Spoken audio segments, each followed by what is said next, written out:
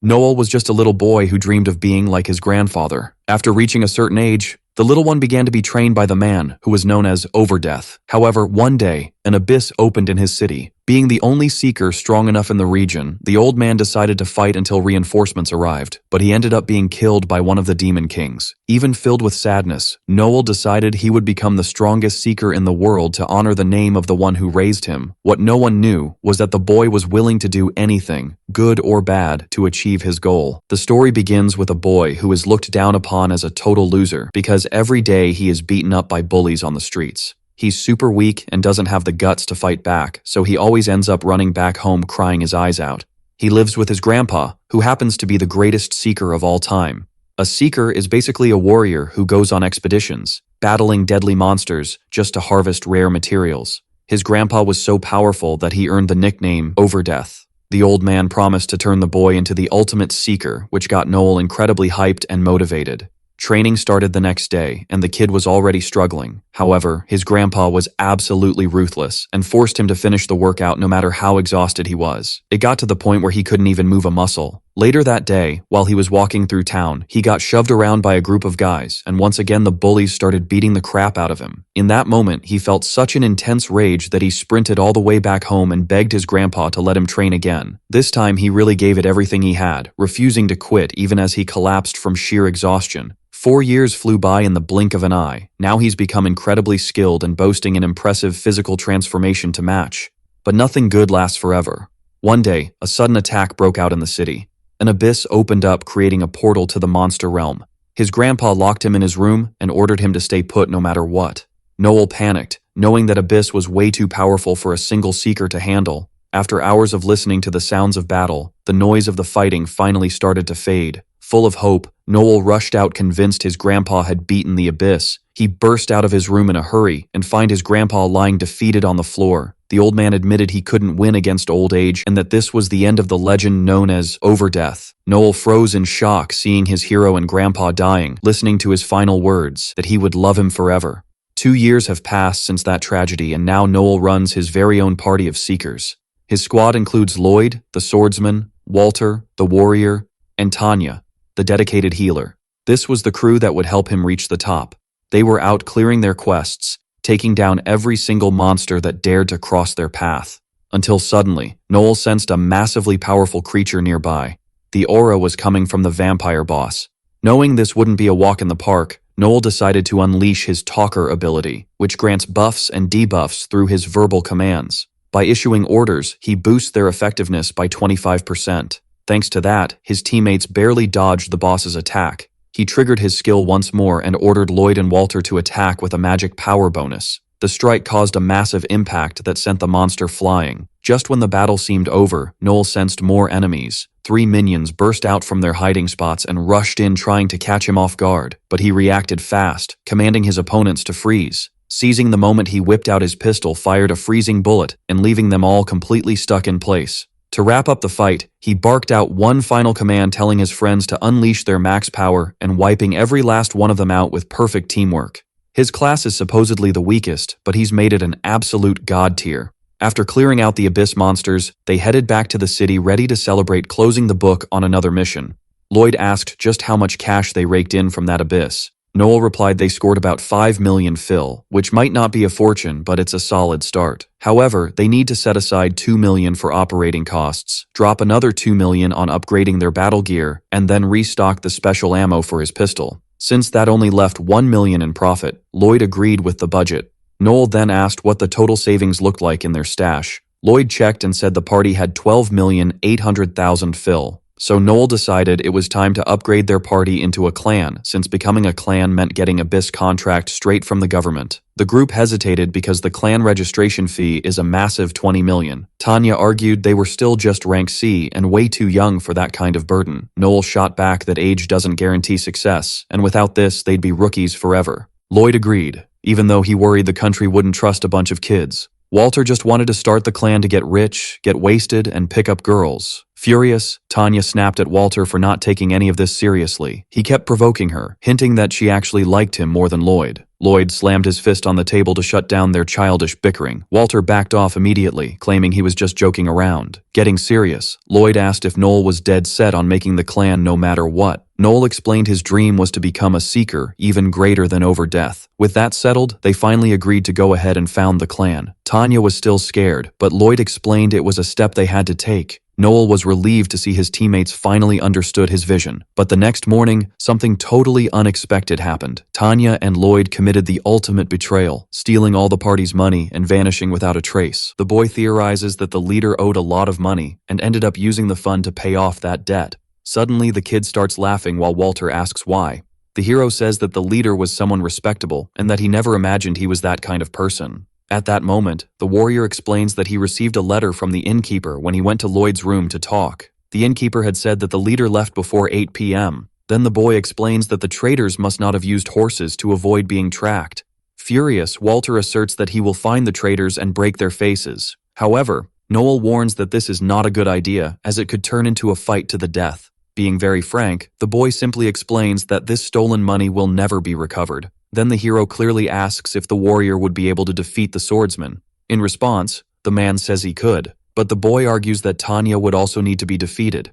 Having his wound exposed, the man understands that there is nothing to be done in this situation. In a state of fury, Noel warns that he will make them pay 1,000 times more and that recovering the money would be the least of it. At that moment, a girl named Mary enters the room, praising the protagonist's beauty. Creating her fiction, the girl already thinks that the two are in some kind of romance. Sometime later, the hero heads to the bar and asks Walter to trust him. Once inside the bar, the boy loudly announces that he was robbed by 2 members of his group. He shouts to the 4 winds that he will offer 2 million fil as a reward for anyone who brings the 2 captured and alive traitors. One of the men in the bar approaches the boy and says that his group, Lightning Bite, will accept the request. Several other groups also become interested and begin the hunt. Suddenly, a peculiar man appears and asks to speak with the protagonist behind the bar. He explains that he knows the whereabouts of the 2 because he found a duo very similar to what the boy described. The mysterious man says that it is pointless to know where the duo is if he doesn't have enough power to defeat them. Then he suggests the idea of the protagonist helping in this fight. Responding, Noel says he can help, but that the reward will be reduced to 500,000 with no room for negotiation. Desperate, the old man questions whether the hero doesn't need his strength, but the boy retorts that the other groups are much more capable. Still arguing, the old man says that nothing will matter if the group doesn't have the correct information. However, the protagonist doesn't change his mind, and thus the old man ends up accepting the offer of 500,000. The boy goes with Walter towards Lloyd, but he warns that he needs to handle a business first. Sometime later, Lloyd and Tanya are shown walking through the imperial capital, Villa Carnot. At that moment, the hero appears, asking if the leader is taking a stroll in a rural village. Seeing his companion, the swordsman tries to react, but the announcer uses the stunning howl to prevent the duo from moving. Quickly, several men rush towards the duo, causing the leader to surrender. Furious, Walter approaches his friend to question why he betrayed everyone. In this, the boy says he read the leader's letter, but asks where all that money went. Embarrassed, the swordsman apologizes and reveals that he used all the money to pay off debts. Feigning surprise, the hero states that it seems the traitor spent everything on gambling.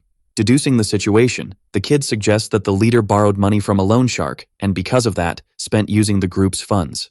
Impatient, Walter grabs his former leader while calling him an idiot, saying that this was money they risked their lives to obtain. Arguing, Lloyd explains that being a leader comes with a lot of pressure and that he hadn't realized the accumulation of his debts until then. In fury, the man says that everyone in the group pushes the responsibility of leadership onto him when it's convenient. Interrupting the discussion, Noel arrives, delivering a solid punch to the traitor. While beating him on the ground, the boy continues saying that the blame is solely his for being an incompetent loser. Seeing such aggression, Walter merely stares with a fearful expression. He tries to stop it, saying that it's enough, and Tanya also intervenes, asking the boy to forgive Lloyd. In this, the hero questions if she will take the leader's place, and that he won't take her, but the girl explains that that's not what she meant. Noel says that she is just as guilty as the traitor, but Tanya begins to argue that she didn't want to leave the leader alone. Then the boy uses the confession ability, and the traitor admits that she also gambled, but that it's all the leader's fault for not giving more money. She becomes outraged at the fact that the announcer used this ability, claiming it is immoral. However, he explains that using it is permitted by the Empire's law when it involves the confession of crimes. He also states that both will be punished for embezzlement, which carries a sentence of 10 years of hard labor. Suddenly, the old garden gnome approaches and asks the announcer to pay the 500,000 quickly. They argue to the point where the old man tries to steal the boy's weapon, and of course, he ends up getting beaten for it. In the end, he simply delivers a solid kick to the man to put an end to the argument. At that moment, a carriage arrives at the scene. Everyone is impressed, as it is the slave trader named Finocchio Bargini who came to meet Noel. At this time, both Tanya and Lloyd are in shock and ask what will happen to them. It is explained that in this world, there are criminal organizations like the Yakuza, with the largest being the Luciano family in the capital. The merchant Finocchio is also the head of one of their allies and one of the advisors to the sub-leader of this family. He is described as someone sophisticated and vulgar, as well as a pacifist and sadist at the same time, being a contradictory person in himself. As he approaches, the man simply announces that he is selling Lloyd and Tanya as slaves. At this moment, Walter remembers when his friend said he would handle some business, and then realizes what it was about. Explaining his plan, the protagonist says he will recover his money by selling the two as slaves since both spent everything on gambling. Then Finocchio decides to start his inspection of the two. Desperate, the traders beg the boy to stop with these bad jokes. In this, the hero offers an alternative, to turn both over to the police, which would result in a 10-year sentence with only a 2% chance of survival. After inspecting, the merchant is impressed and says that the two will fetch a great price due to their bodies and faces. Thoughtfully, the boy calculates that the price for both will be at least 10 million, but the merchant makes an offer of only 6 million. Surprised, he questions why the price is so low, and his friend explains that the Holy Cross Church is issuing an austerity order. In summary, this means that any excess money must be donated to the church. In this world, incurring the church's wrath means betraying the ancestors, and due to the royal family, no follower can go against the institution. The man explains that his clients are spending less because of this measure, which ultimately decreases his purchasing power for slaves. He warns that prices will return to normal as soon as this church order ends, which is not the case yet. Analyzing the situation, Noel concludes that the buyer must not be lying. Then he comments that he understands the situation, which leaves the merchant relieved. However, the boy ends up asking for 11 million, which confuses the blonde. With each question from the man, the hero raised the offer by 1 million, reaching 14 million. Grabbing him by the clothes, the merchant starts shouting and asking what the kid is doing.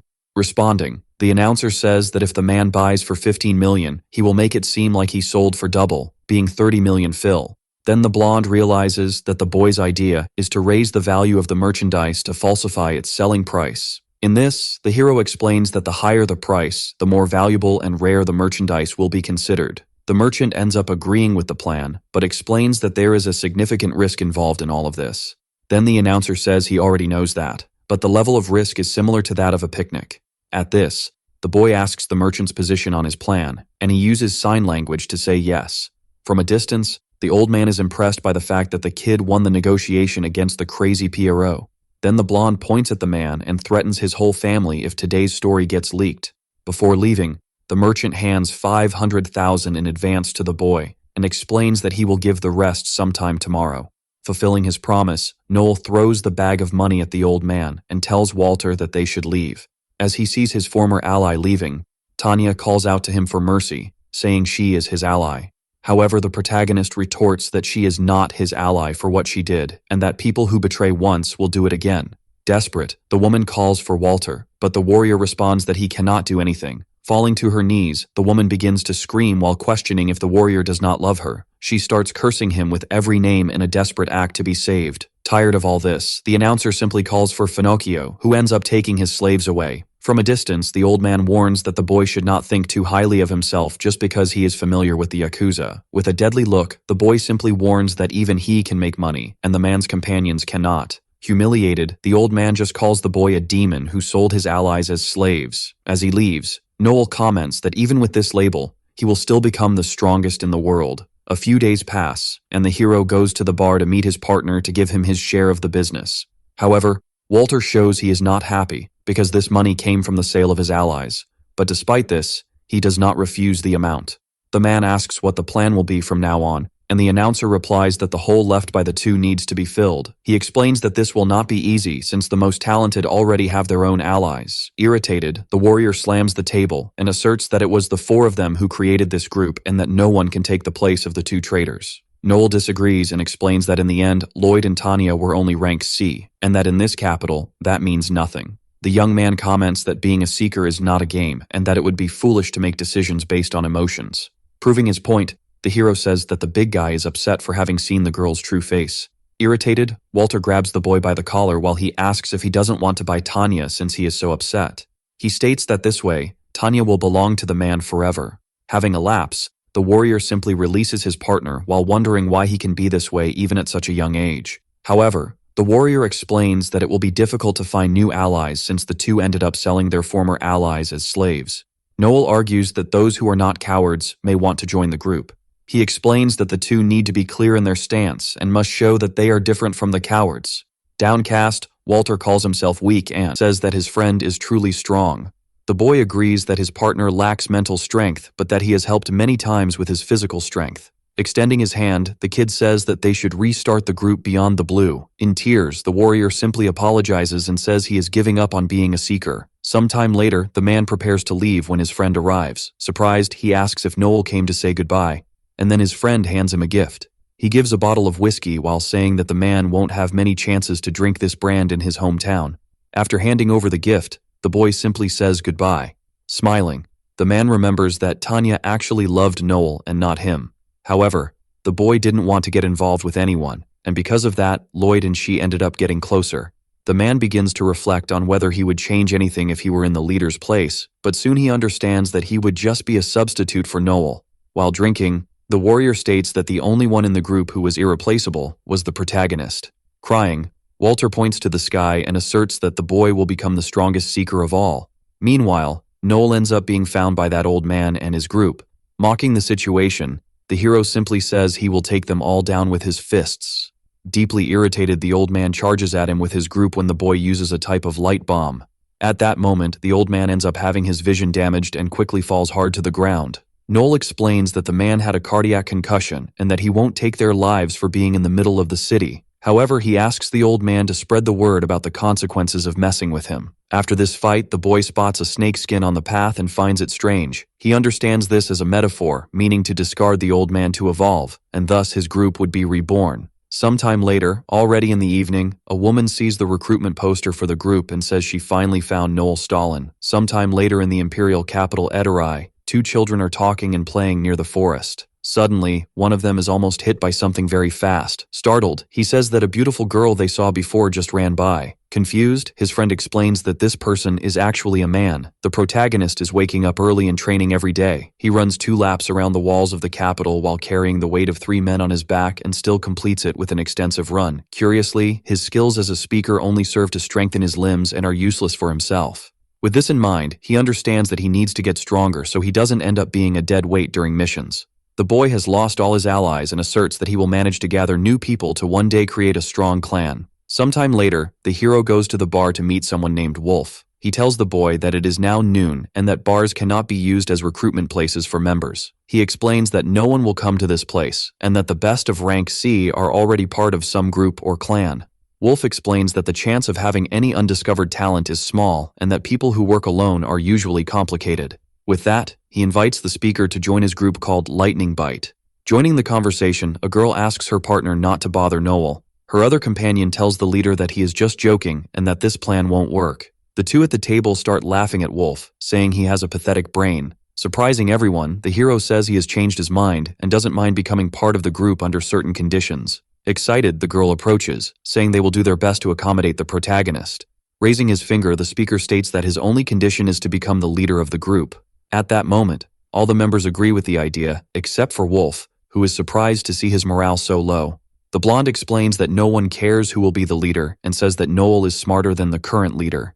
Then everyone starts to argue among themselves, and Wolf asserts that only he can be the leader since he founded the group. One of the girls complains about the decision made, and her partner asks the announcer what he will do if he can't find allies. In response, he says he will just go hunting for heads, and upon hearing this, the girl asks if the young man has someone in mind. He says he wants Hugo Capelius as an ally. Hearing this, the blonde starts questioning who this person is, but the hero keeps quiet and says it's a trade secret. Suddenly, a hooded figure arrives asking if he is Noel Stalin. Quickly, the boy and the blonde step away from the table. In shock, the hero realizes that his sensitive presence ability didn't work and admits to being the one she is looking for. Introducing herself, the hooded figure says she is Elma and comments that she saw the recruitment he posted in the central square. With a determined look, the girl states that she wants to join the group. Whispering in Noel's ear, the blonde says that she is just a child and asks if she can become a seeker. However, Alma retorts that she is wrong and that she is already an adult at 21 years old. Upon hearing this, the hero is surprised because he is only 16. Then Wolf joins the conversation to ask about the girl's favorite food. She replies that she likes to gather herbs, and everyone starts to be impressed and asks various superficial questions. Getting straight to the point, the protagonist simply asks her rank, and Alma responds that she is rank C, being a scout. Noel likes this answer because this class is useful for detecting things in chasms. He asks about her experience, and she replies that she has none and has just become a seeker. Making the last question, the hero asks why she wants to be a seeker, and she responds that she has no interest in that. Pointing at the young man, Alma reveals that she is only interested in the grandson of the seeker known as Overdeath. Startled, the protagonist asks if she knows him, and the girl comments that her grandfather lost his arm fighting against the one, Overdeath. In this, the hero thinks she wants revenge, but the girl simply denies it, saying she just wants to know what kind of person the grandson of that hero is. Noel apologizes for that, and she says that her own grandfather also passed away a month ago, and that the boy doesn't need to apologize. Despite all this, the boy is impressed that the young girl's grandfather faced his own and asks who he was. In response, she says her grandfather was Alcor Ludicare, and upon hearing this, everyone at the table is shocked. One of the seekers explains that in the underworld, there is a sect of assassins, being a more cruel organization than the Yakuza. He comments that the founder and leader of the first generation of this group is Alcor Ludicare. He also explains that the man was requested by the Pope to destroy the opposing religious organization, and the result was over 1,000 deaths. A little away from the table, a man says this is not a funny joke. He claims that all of this is a bunch of nonsense, and that this lie won't work in this place. Wolf recognizes the man named Logan and asks him to stay out of it. The bald man says he doesn't usually interfere in other groups' interviews, but today is an exception. Pointing at the girl, he says she is lying and that he cannot ignore this and asks for Noel's opinion. Then the boy says she is not fit to be in this bar, whether it's a lie or not, because seeker bars have restricted entry, and it's normal for seekers to band together and beat up people who lie about their position or strength. With this in mind, the bald man prepares for a fight, but the girl interrupts him to ask something to Noel. She questions how the classification of seekers works, and he says one way is through their work, and another is by proving their strength. Standing up, Alma points at the bald man and says the only thing she needs to prove is that she is stronger than this trash. Insulted, Logan becomes extremely furious and asserts that she won't leave this place alive. Quickly, he lunges at her with a punch, but the girl easily dodges. Seeing from a distance, the boy realizes this is the perfect situation to analyze her strength in practice. Being completely crazy, the bald man questions if he won't complain if he ends her, and Noel simply replies that he doesn't care. Everyone in the bar gets excited about the fight and encourages the guy to finish off this girl. However, the man starts to sweat and realizes that a killing intent is being emitted by this child. Without wasting time, the man charges at Alma again, but she dodges once more.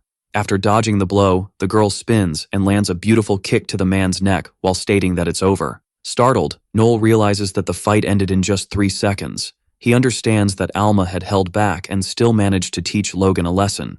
Seeing this performance, the boy asserts that she is indeed the granddaughter of the legendary assassin Arcor. Excited, he simply points at the girl and says that she has been accepted into the group. Interrupting the entire conversation, the bar owner just kicks everyone out while shouting for them to pay for the damages. As she runs, the girl asks Noel if he didn't believe in her at first.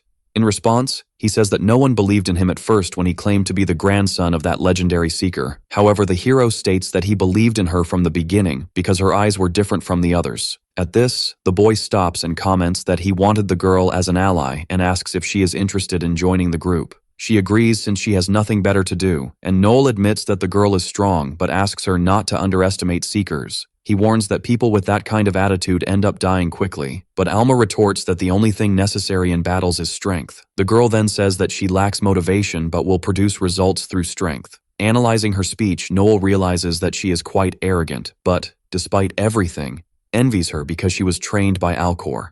After the long interview, the girl looks at the hero seriously and says that she is hungry. Sometime later, they go to eat somewhere. Eating a hamburger, the girl says it is delicious and that this is the first time she has eaten something so good. Curious about this, the boy asks if this is her first time in the city, and she replies that yes, and that she adapted well because of her grandfather's teachings. The hero asks if the training she did in the mountains was to become an assassin, and she responds that it was. Elma comments that she was already at the level to be promoted to rank B, and upon hearing this, Noel asks why she didn't join the sect. In response, the girl says she was not approved because they said she wasn't good enough. Surprised, the announcer asks what they mean by that since she is strong, and Alma simply says she cannot reveal more than that. However, she changes her mind in a few seconds and reveals that the organization is being restructured and that they don't want a traditional type of assassin. The current leader of the sect had told her that the group will soon fall under the Empire's umbrella and cease to be independent. She explains that the group will likely focus more on espionage for the Empire rather than assassination. In shock, the hero questions whether this isn't confidential information, and the girl remembers that the leader asked her not to disclose anything about it. Pensive, Noel wonders if he will have problems for hearing all this confidential information. However, the girl tells the hero not to worry and assures him that she will protect him if he gets in danger. After some time, the protagonist asks what she knows about buffers. She replies that she doesn't understand the details but knows it involves exchanging weak abilities for strong buffs that people can use in the team. Noel warns that she is correct, but explains that buffs have a wide variety of effects. He uses the example of the assault command ability, which can decide a fight positively or negatively. In this case, it is said that the buffer must act as the group's control tower to manage the battle situation. Therefore, they must always command the battle and create a desirable situation to apply the buffs in the best way. Impressed, Alma says that this is wonderful yet extremely complicated. Curious, she asks if the boy is capable of doing all this, and he explains that yes, because otherwise, he would have died a long time ago. At this point, they stop walking, and the hero asks her to capture a certain mutant that is in this place. He explains that these monsters are plants or animals with mutations and are as dangerous as the beasts of the abyss. Then he shows a drawing of the killer rabbit and explains that this monster is a horned rabbit, quite dangerous and common in this area. Getting straight to the point, Noel explains that he wants the girl to capture the monster while he buffs her abilities. Alma says she doesn't need that to catch killer rabbits, but the boy counters that it will be even easier using the buff. Giving an example, he cites the acel skill of the scouts that increases speed, and then reveals that he can combine this with the buff to make it 5 times faster. The boy states that this will be a test to see how she handles the buffs and that the results will determine the path they will take. He comments that his former allies needed 2 weeks to fully adjust. That's why the boy is curious to see how long it will take her to get used to it. After hearing all this, Alma prepares and tells the boy not to worry because she promised to deliver results. Then Noel decides to start the test and informs that there are 13 rabbits within a 200-meter radius. Quickly, he uses the announcer skill called Battle Voice. This skill increases stamina and speed recovery by 25%, and the next skill applied will also have this buff. The boy explains that she should be able to remove herself 6 times faster, and that the test is to catch at least 1 rabbit within 10 seconds. The hero understands that it is a serious problem if someone cannot use their buffs even if they are talented, and that Lloyd was the member who took the longest to adjust. Excited, the boy shouts the order for her to catch the killer rabbits. In the blink of an eye, Alma uses the quintupled acel skill and disappears from sight, and quickly she returns to the meeting point before the boy could even get up. Startled, the hero sees that she knocked out all 13 rabbits in 8 seconds. The announcer knows that catching 2 or 3 rabbits in less than 10 seconds would already be enough, but she went far beyond that in less than 1 second. As if she didn't know the answer, Alma simply asks if she passed the test.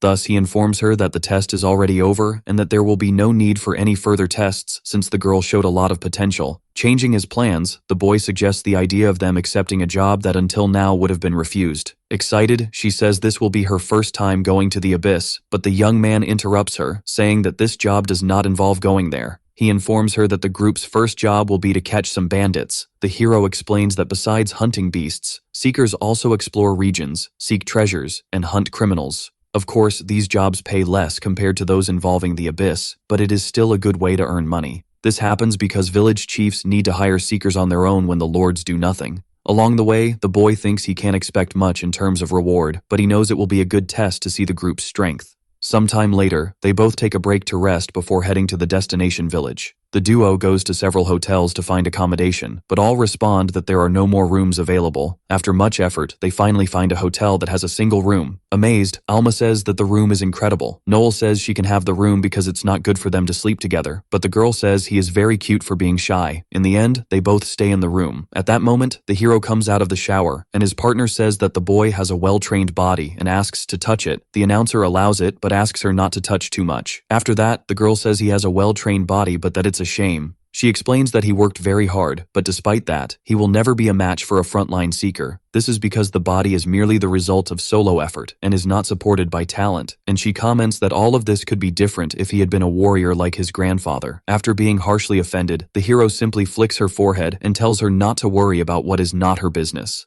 Lying on the bed, the boy reflects on what his colleague said. In his mind, he understands that he does not have a good job, but even so, he can never give up on his effort. By morning, the hero wakes up and finds his colleague close to his body and quite at ease. She is just dreaming about something random, showing a bit of innocence. Sometime later, the boy arrives in the village of Mints to talk to the village chief, who hasn't seen him in a year. The man is happy to see the hero and welcomes the group beyond the blue. However, he finds it strange that the other three are absent, and Noel explains that they left, but that it wouldn't be a problem. Once inside the house, the boy notices the presence of the little girl Chelsea, and the chief comments that she was anxious for everyone's arrival. Then the protagonist apologizes for the departure of the members. Changing the subject, the chief explains that bandits have appeared in the neighborhood for 5 days, and that there have been thefts of valuable items and also victims. He explains that there are 20 bandits in total, and that apparently some villagers saw the group disappearing into the forest to the east. Getting straight to the point, the boy states that the reward for the job will be 500,000 fil. This greatly shocks the chief, but the hero explains that it is a cheap amount since it would only be 25,000 for each bandit. He questions whether the man prefers to be stingy and put the village at risk, and the chief simply says he will definitely pay. Upon hearing the response, the boy just stands up and says they will start now. Outside, Alma tells Noel that the man was disgusting because he kept staring at her assets even with his daughter and wife nearby. Suddenly, Chelsea appears and asks if the boy is going to defeat the group. He confirms, saying they will wrap up this matter, and excited, the little girl just wishes him good luck. Changing the subject, the hero asks if she still knows how to make bamboo dragonflies like he taught her, and she confirms that she does. At this, the cute girl shows a dragonfly that the boy made. Embarrassed, she shouts that she is waiting for him, and that she will prepare a feast with her mother. Seeing this cute interaction, his partner just smiles and says he is a very good person. With a serious expression, he just asks her not to say such nonsense and that they should go straight to meet the bandits. Meanwhile, one of the bandits asks his leader where the next attack will be. In response, the man says it doesn't matter because they will rob everyone anyway. The next day, the bandits start a discussion upon seeing the chief's liquor barrel broken. One of them questions his colleague, saying he didn't break the barrel. The bandit quickly ends his partner's life simply for thinking he broke the chief's barrel. Suddenly, the protagonist enters the scene and yells for everyone to stop. At that moment, all the members are paralyzed and question what is happening. Quickly, the girl appears and approaches the leader, who is named Razor Gordo. Going back a bit in time, it shows that the hero and his partner were watching the bandit chief. She explains that the man is a rank B in the bandit job, and that he would only be defeated in a one-on-one fight. At this point, the announcer says he can take care of the subordinates, and then decides to show his plan. First, the girl will use her stealth ability to get close to the chief without raising suspicion. As soon as she is in a good position, the young man will use the stunning howl ability to stop the subordinates. This ability won't be enough to paralyze Gordo, but will be enough to paralyze his subordinates, which is sufficient. Returning to the present, the boy orders her to kill Gordo, taking advantage of the opening and attacking him from behind. Without difficulty, Alma delivers a precise kick to the man's torso, seriously injuring him. The idea is to create chaos and disorder for the subordinates who see their leader being crushed. Everyone becomes paranoid since there is no leader to follow. As soon as the announcer confirms Gordo's death, he orders Alma to eliminate all the subordinates. Without difficulties, the girl finishes off all of them, using her incredible speed. Nervous, the hero understands that the bandits must be eliminated to instill fear and prevent them from escaping. It is dangerous for them to escape because a bandit without a leader can act like a mindless beast and end up attacking people randomly. As he approaches, the boy realizes that the bandits want to flee in fear of her. At this, he tells Alma to run and states that he will throw a flash grenade to incapacitate the bandits. His plan is to take advantage of this confusion to use his weapon and cut off their escape route. At that moment, the protagonist uses his flame roar ability. While running, he warns that he will eliminate the bandits in the center and asks the girl to take out those who are farther away. Following the order, Alma uses her scout ability to finish off several of the subordinates. Desperate, one of the men asks to open the gates. Almost crying, the bandit says he cannot die in a place like this because he still has many things he wants to do. Suddenly, the protagonist appears and the bandit panics, begging him to stay away. Meanwhile, at the village chief's house, his wife asks if he wants to continue with this plan. With a ghastly smile, the man affirms that yes, and that there's no way those brats will know about the taste of the wine. Demonstrating his betrayal, the man states that it will be the end for both of them as soon as they return to the village. After completing the job, the duo return to the village of Mints and thank them for the food being so good. The hero asks the chief if it's all right for them to take the bandits' belongings, and the man replies that it is. Then the boy thanks him, and mentions wanting to receive the reward before sleeping, as in his area, it's hard to sleep without having everything settled. The old man says he understands and asks for just a minute to sort this out. Suddenly, Chelsea appears asking if she can also become a seeker, and this question surprises the boy. Her mother appears apologizing and says that the results of her daughter's evaluation showed she has a combat job. Then the little girl tells the hero that she wants to become an incredible seeker like him.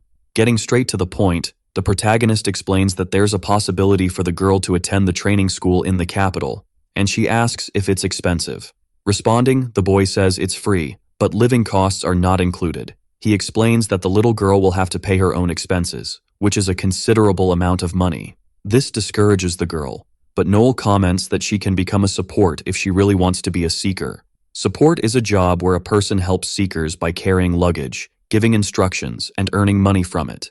He states that the girl can become a seeker after gaining the necessary recognition, and this makes her happy again.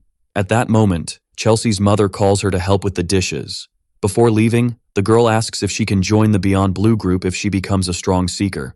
Impressed, the hero says they will fight together if she becomes a strong seeker and if he is still a seeker worthy of her. Upon hearing this, the little girl's eyes sparkled as she promised she would become strong. At that moment, the village chief arrives with a bottle of wine, which he says cost 100,000 Philippine pesos.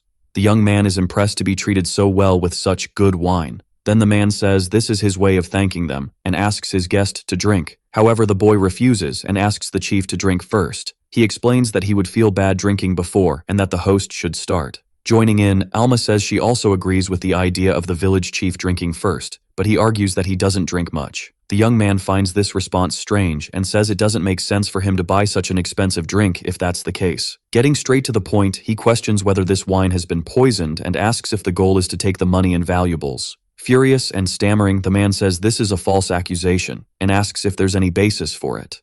Noel says there were 60 bandits instead of the 20 that was reported, and that someone who lied about the number to pay less would never buy such wine. He also mentions that this wine is cheap and that he knows the bottle was opened recently. Irritated, the boy says the man was an idiot and that if he had any brains, he would know that people from the capital have a discerning palate. The third clue is that the chief and his wife are exuding a murderous intent along with a lot of anxiety. In a mocking tone, Alma comments that scouts are resistant to poisons and can detect potions, making this a useless plan. Having no patience for the man's tantrums and lies, Noel simply uses his announcer skill and orders the chief to confess everything. Quickly, the man confesses that he poisoned the wine and that the plan was to steal the duo's money and equipment. Upon hearing this, Chelsea is surprised and asks if her father really tried to kill them both. Desperate, the man kneels and begs for forgiveness while saying there's a reason they tried to do this. He says the family is in debt, but the boy says this is all a lie and that he will start with the right eye. In the blink of an eye, he approaches the man with his finger close to his eye. The man complains that it hurts, but the boy doesn't hold back and simply throws him to the ground. Irritated, the boy states that the other eye and the chief's nose will be next. Desperate, the man says he will pay 300,000 Phil right now, but the boy scoffs and says he wants all of his money. However, the chief denies it, saying he can't do that, and without thinking twice, the hero states that the negotiation is over. The man continues begging, saying he owes this money to the Gambino family of the Yakuza and that he will die if he delays a single payment. At that moment, the child appears with a bag containing 820,000 Phil and claims it is all the money they have. While crying, the man tells his daughter that they will be lost if she hands over that money. In shock, the girl says they have no choice, and that this way he will never be able to send a request to a seeker again. She explains that they need to have options in case criminals or monsters appear in the village. After checking, the boy asks if this is really all the family's money, and the child replies that it is. Then the young man tells the village chief that he will forget everything that happened that night in exchange for this money. With a frightening look, Noel asserts that the man must be prepared if he wants to deceive seekers again. After that, the boy tells Alma that they are leaving. Suddenly, Chelsea appears crying and shouting that she hates all seekers. Visibly desperate, she recalls that great conversation they had. On the way back, the white-haired woman says that the life of seekers is more complicated than she imagined. She says she hasn't learned to like this job, but understands that there are many things beyond being a seeker. The hero apologizes for putting her through so many bad things on the first job, but Alma says it's okay, and asks how her partner is doing. Noel replies that he is fine, but the girl counters that disappointing a girl who admires him must be difficult under any circumstances. She says, like a big sister, that she can hug him if he needs it, but the young man says he doesn't need that, and that the girl can hug some cacti instead. In any case, he thanks her for her concern, but warns that she might lose the next reward if she tries to touch him again. While walking, Noel looks up at the sky and notices the presence of an airship. Analyzing the vehicle, the boy realizes it belongs to the clan of the Cobra Dinner, being the third star of the regalia. The girl doesn't understand anything about this, and he explains that regalias are clans with a strength recognized by the Emperor. These are high-level clans that receive an award medal from the Emperor in person. He also explains that this medal grants them the right to have an airship like that.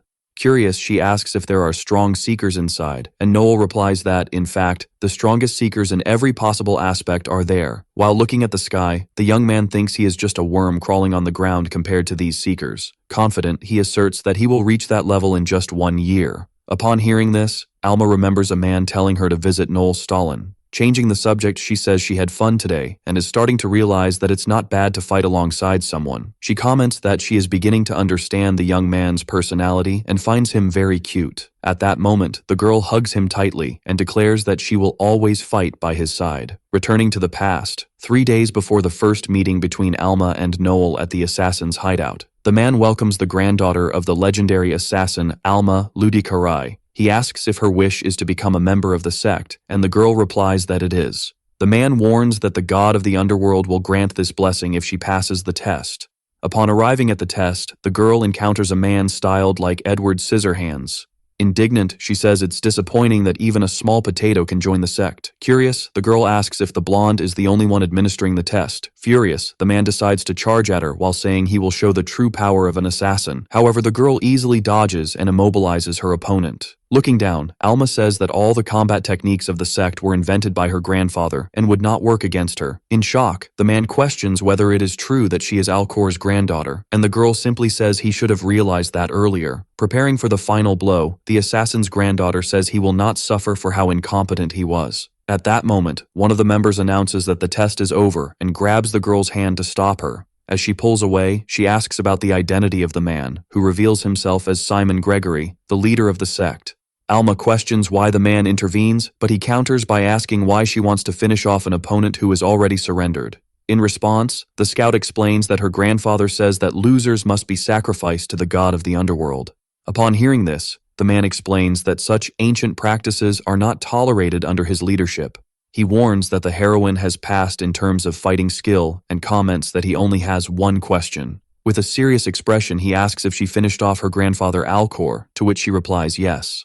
At that moment, he understands that the old man's granddaughter had lied about him dying of old age, and that even a former high rank becomes weak with age. Curious about this, Alma questions the reason for such a question. She explains that she always wanted to kill that man because he was someone terrifying. Simon says he doesn't believe he is as strong as that man at his peak, but agrees that he was death in human form. However, even so, the old man lost to the Overdeath, and it was from that event that he began to lose his mind.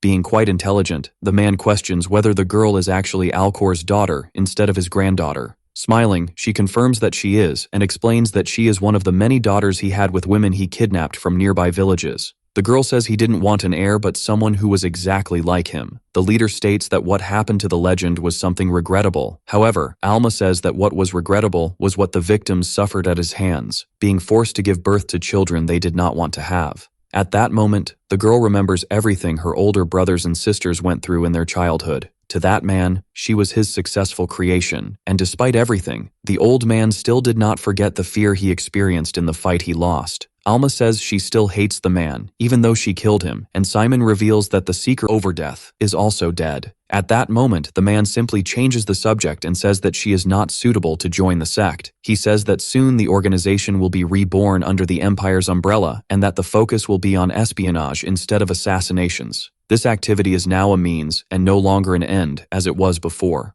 He asserts that he cannot entrust the group's life to the hands of a girl as dangerous as her.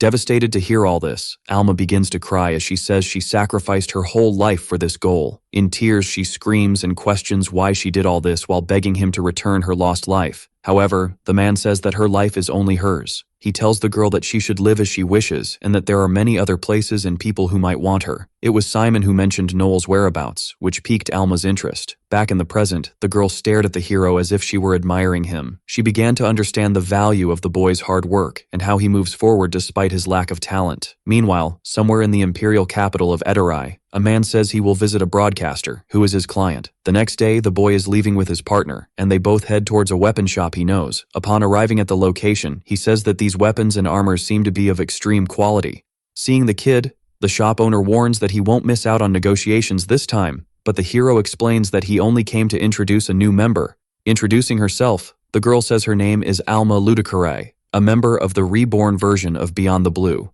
Just hearing that name, the man seems to understand who she is. After leaving the place, the boy says that the next stop after the weapon shop is the item shop. Once there, the protagonist introduces Alma to the shopkeeper and explains that she is a scout. The little shopkeeper explains that scouts have skills that allow them to make poison and mentions that there is a huge variety of materials for her. Sometime later, they go to another location and the hero shows how the evaluations work. Noel asks if she is already capable of being promoted from rank C scout to rank B assassin, and she confirms that she is. Opening her cloak, the girl shows a symbol on her chest and says that it appears when someone is ready for promotion. Suddenly, a man from afar recognizes Noel and asks if he needs anything. He also asks about the person with him, and the boy replies that it is a new member named Alma. At that moment, the hero realizes that the reason all the merchants treated him well was because of his flashy clothes. After all this, the girl comments that she is hungry, and the hero suggests they take a break to go to the skillbook alley. Suddenly, Noel notices something strange and decides to run away while telling his friend to go have lunch first. Upon entering an alley, the boy encounters Loki. The hero complains about the meeting place, and the man explains that he prefers to do business away from curious eyes. However, the boy explains that he prefers not to have rumors about being involved in any illegal dealings. After that, the man simply hands over an envelope, saying it was what he managed to get this time. Reading the document, the young man says, "It was a great job, as expected from the best information broker in the capital." The man asserts that the mimic ability allows him to do this kind of work since he can take on the appearance of any boss he wants. At this, the hero comments that this ability means no secret is safe with the broker. Then Loki says that the young man is also strange for trying to free that race of assassins like Hugo Capellius. Noel says that with the information he obtained, he will be able to prove that Hugo is innocent and then recruit him for his group. At that moment, the boy pays the broker and says goodbye, stating that he will contact him via owl mail. Alma calls the boy, asking where he is, and the young man informs her that he has finished what he needed to do and will soon arrive at the restaurant. In his mind, the hero understands that it will take time to exonerate Hugo, and that in the meantime, he will have to recruit talented people for the group. During the journey, the hero encounters a young man living in that poor area. He feels pity for what he sees, and then tosses a coin to try to help him. At that moment, the man stands up and calls the protagonist a girl, saying she dropped some money. He warns that the girl should be careful holding that silver coin, which is worth a lot of money. Annoyed, the speaker says he is a man and explains that he doesn't want that coin anymore, touched by a filthy trash like him. As he walks away, he tells the man he can do whatever he wants with the coin. Then the mysterious man approaches and ends up getting kicked by the hero. Irritated, he stands up, saying he doesn't like to fight but will have to teach the young man a lesson. Seeing the situation, the boy realizes that his fighting stance is not that of an amateur. The young man even offers the protagonist a chance to apologize, but he refuses. In less than a second, the man approaches with his sword and states that now the hero can go underground. The hero is impressed by the speed and quickly dodges the attack, stepping back. Confused, he questions whether this guy is a mercenary, but realizes that can't be possible since his sword is just a mere twig. At this, the young man praises the boy's acrobatics and asks if he is some kind of ninja. Hearing this, the hero remembers an island in the Far East where he had a job with that name. Curious, he wonders if the young man came from that place. Responding to the question, the boy explains that he is not a ninja, but a speaker. In an attack position, the mysterious man says he is now aware of his opponent's strength and will therefore use his techniques. Surprised, the boy senses an incredible killing intent coming from his adversary. Also in a combat stance, the boy apologizes for being rude and admits that the young man has piqued his interest. With a confident look, he asserts that he will take this seriously. In his mind, the boy knows that this man is as strong as Elma, and that is why he will make him his ally. From a distance, a small man simply observes the whole situation. Meanwhile, Alma waits for the boy when Lisha appears at the meeting. Back to the fight, a man calls for Kuga and questions what he is doing. Irritated, he comments that he told the young man to wait and asks what he will do if the military police show up. The man named Miguel continues, saying he must be prepared to face the consequences of disobedience. At that moment, the dwarf activates a type of fire ring and throws it towards the young man. In shock, the hero realizes that it is a pact of servitude, which implies that the young man is some kind of slave. Acting as if nothing had happened, Miguel asks the beautiful girl why she is in this place. As he approaches, he says he wants to have some drinks with her, and at that moment, the hero simply kicks him as if he were a soccer ball. Indignant, the man starts to curse at him, and the hero just steps closer and threatens the dwarf. Irritated, he only asks Miguel to answer his questions and nothing more. Meanwhile, Alma talks to her new friend. The girl says that Noel seems to be looking for more members for the Abyss, and upon hearing this, Alma simply says he doesn't need anyone else. Back to the fight, the hero questions where the man came from because of his accent, and he replies that he came from the city of Soldelend in the south. He reveals that both had to leave the city, and Noel asks why, explaining the man says he managed the Dalbert family's underground arena, but that they discovered he was embezzling money from the boss. From the situation, the protagonist deduces that the man known as Kuga is a former gladiator from this very arena. Noel knows that no one will blame him for finishing off this middle-aged hobbit, and that he won't be considered an enemy by the Dalambears if he does so. Moreover, the announcer sees this as an opportunity to acquire Kuga as his property. Back to the conversation, the girl tells Alma that maybe the hero has found a good ally to join. However, the assassin's daughter simply says she will kill anyone who joins the group. Sometime later, the protagonist goes to the meeting at the restaurant and notices Lisha's presence. As he approaches, Lisha says that the young man made good money for killing Gordo and that he could pay the bill. Smiling, he agrees and says that the lunch cost will be deducted from Alma's payment in the next reward. The blonde then asks why the boy took so long and comments that she was talking to her partner about the possibility of a new ally. Alma asks if the young man found someone good, but he replies that he did not. He continues saying that all the talented ones are already members of somewhere and that there really is no decent person left. In a quick flashback, the hero is seen telling the gnome to leave in 10 seconds, and so he does. From a distance, the hero just watches the mysterious man while calling him a fool. He understands that he could quickly take out his boss, but that he was probably trained to obey him anyway. At that moment, the blonde says that if that's the case, the young man should join her group, Lightning Bite, as the best option. However, Alma intervenes, saying that this will not happen. She explains that she has no intention of being under the command of anyone other than Noel, and that Lisha should give up the idea. In response, the blonde accepts and says that the alternative is for them to become friends. However, the boy says that she had other chances to do that and comments that she was with Tanya before. Alma intervenes and says that the young man does not understand the heart of a maiden. She explains that the girl could not give up on the one she loved, and because of that, ended up doing many foolish things. Seeing from afar, the protagonist realizes that there is a bad atmosphere and hopes to find an ally soon. Suddenly, the blonde sees the time and says she will leave because it is already late. But Noel asks her to wait a bit. He asks what she knows about the highly addictive stimulant that the Gambino family has been selling recently. The hero says he heard they are selling without the main family's permission and that the head of this family is crazy. Then he asks the girl to just pass this information to the leader, Wolf. Meanwhile, at the mansion of some rich family, Miguel and his subordinate are kneeling in front of this family. The blonde says that the garden gnome is terrible and that he heard he ran away with his family's money. He explains that the head of the D'Alembert family called their boss asking to hand over both of them. In shock, the hobbit sees that the man in front of him is Albert Gambino, the head of the Gambino family, which is an organization affiliated with the Luciano family. At this, the leader says that his family succeeded in capturing the bad hobbit but explains that it won't be fun just handing him over. With a frightening smile, he says he is wondering why he would do something like that for a late Yakuza family like the D'Alemberts. The boss says they will fill Miguel and his subordinate. Excited, the man says they will turn the two into ham and that he is looking forward to it.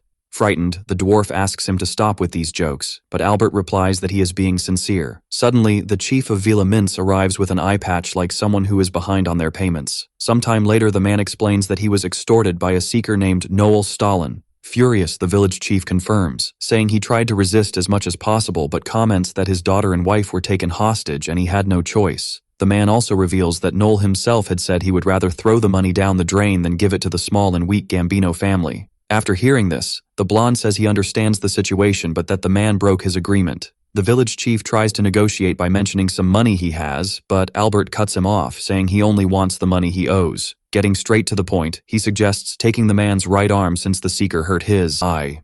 Desperate, the dwarf says he will die if that happens, but the leader says that's the spirit.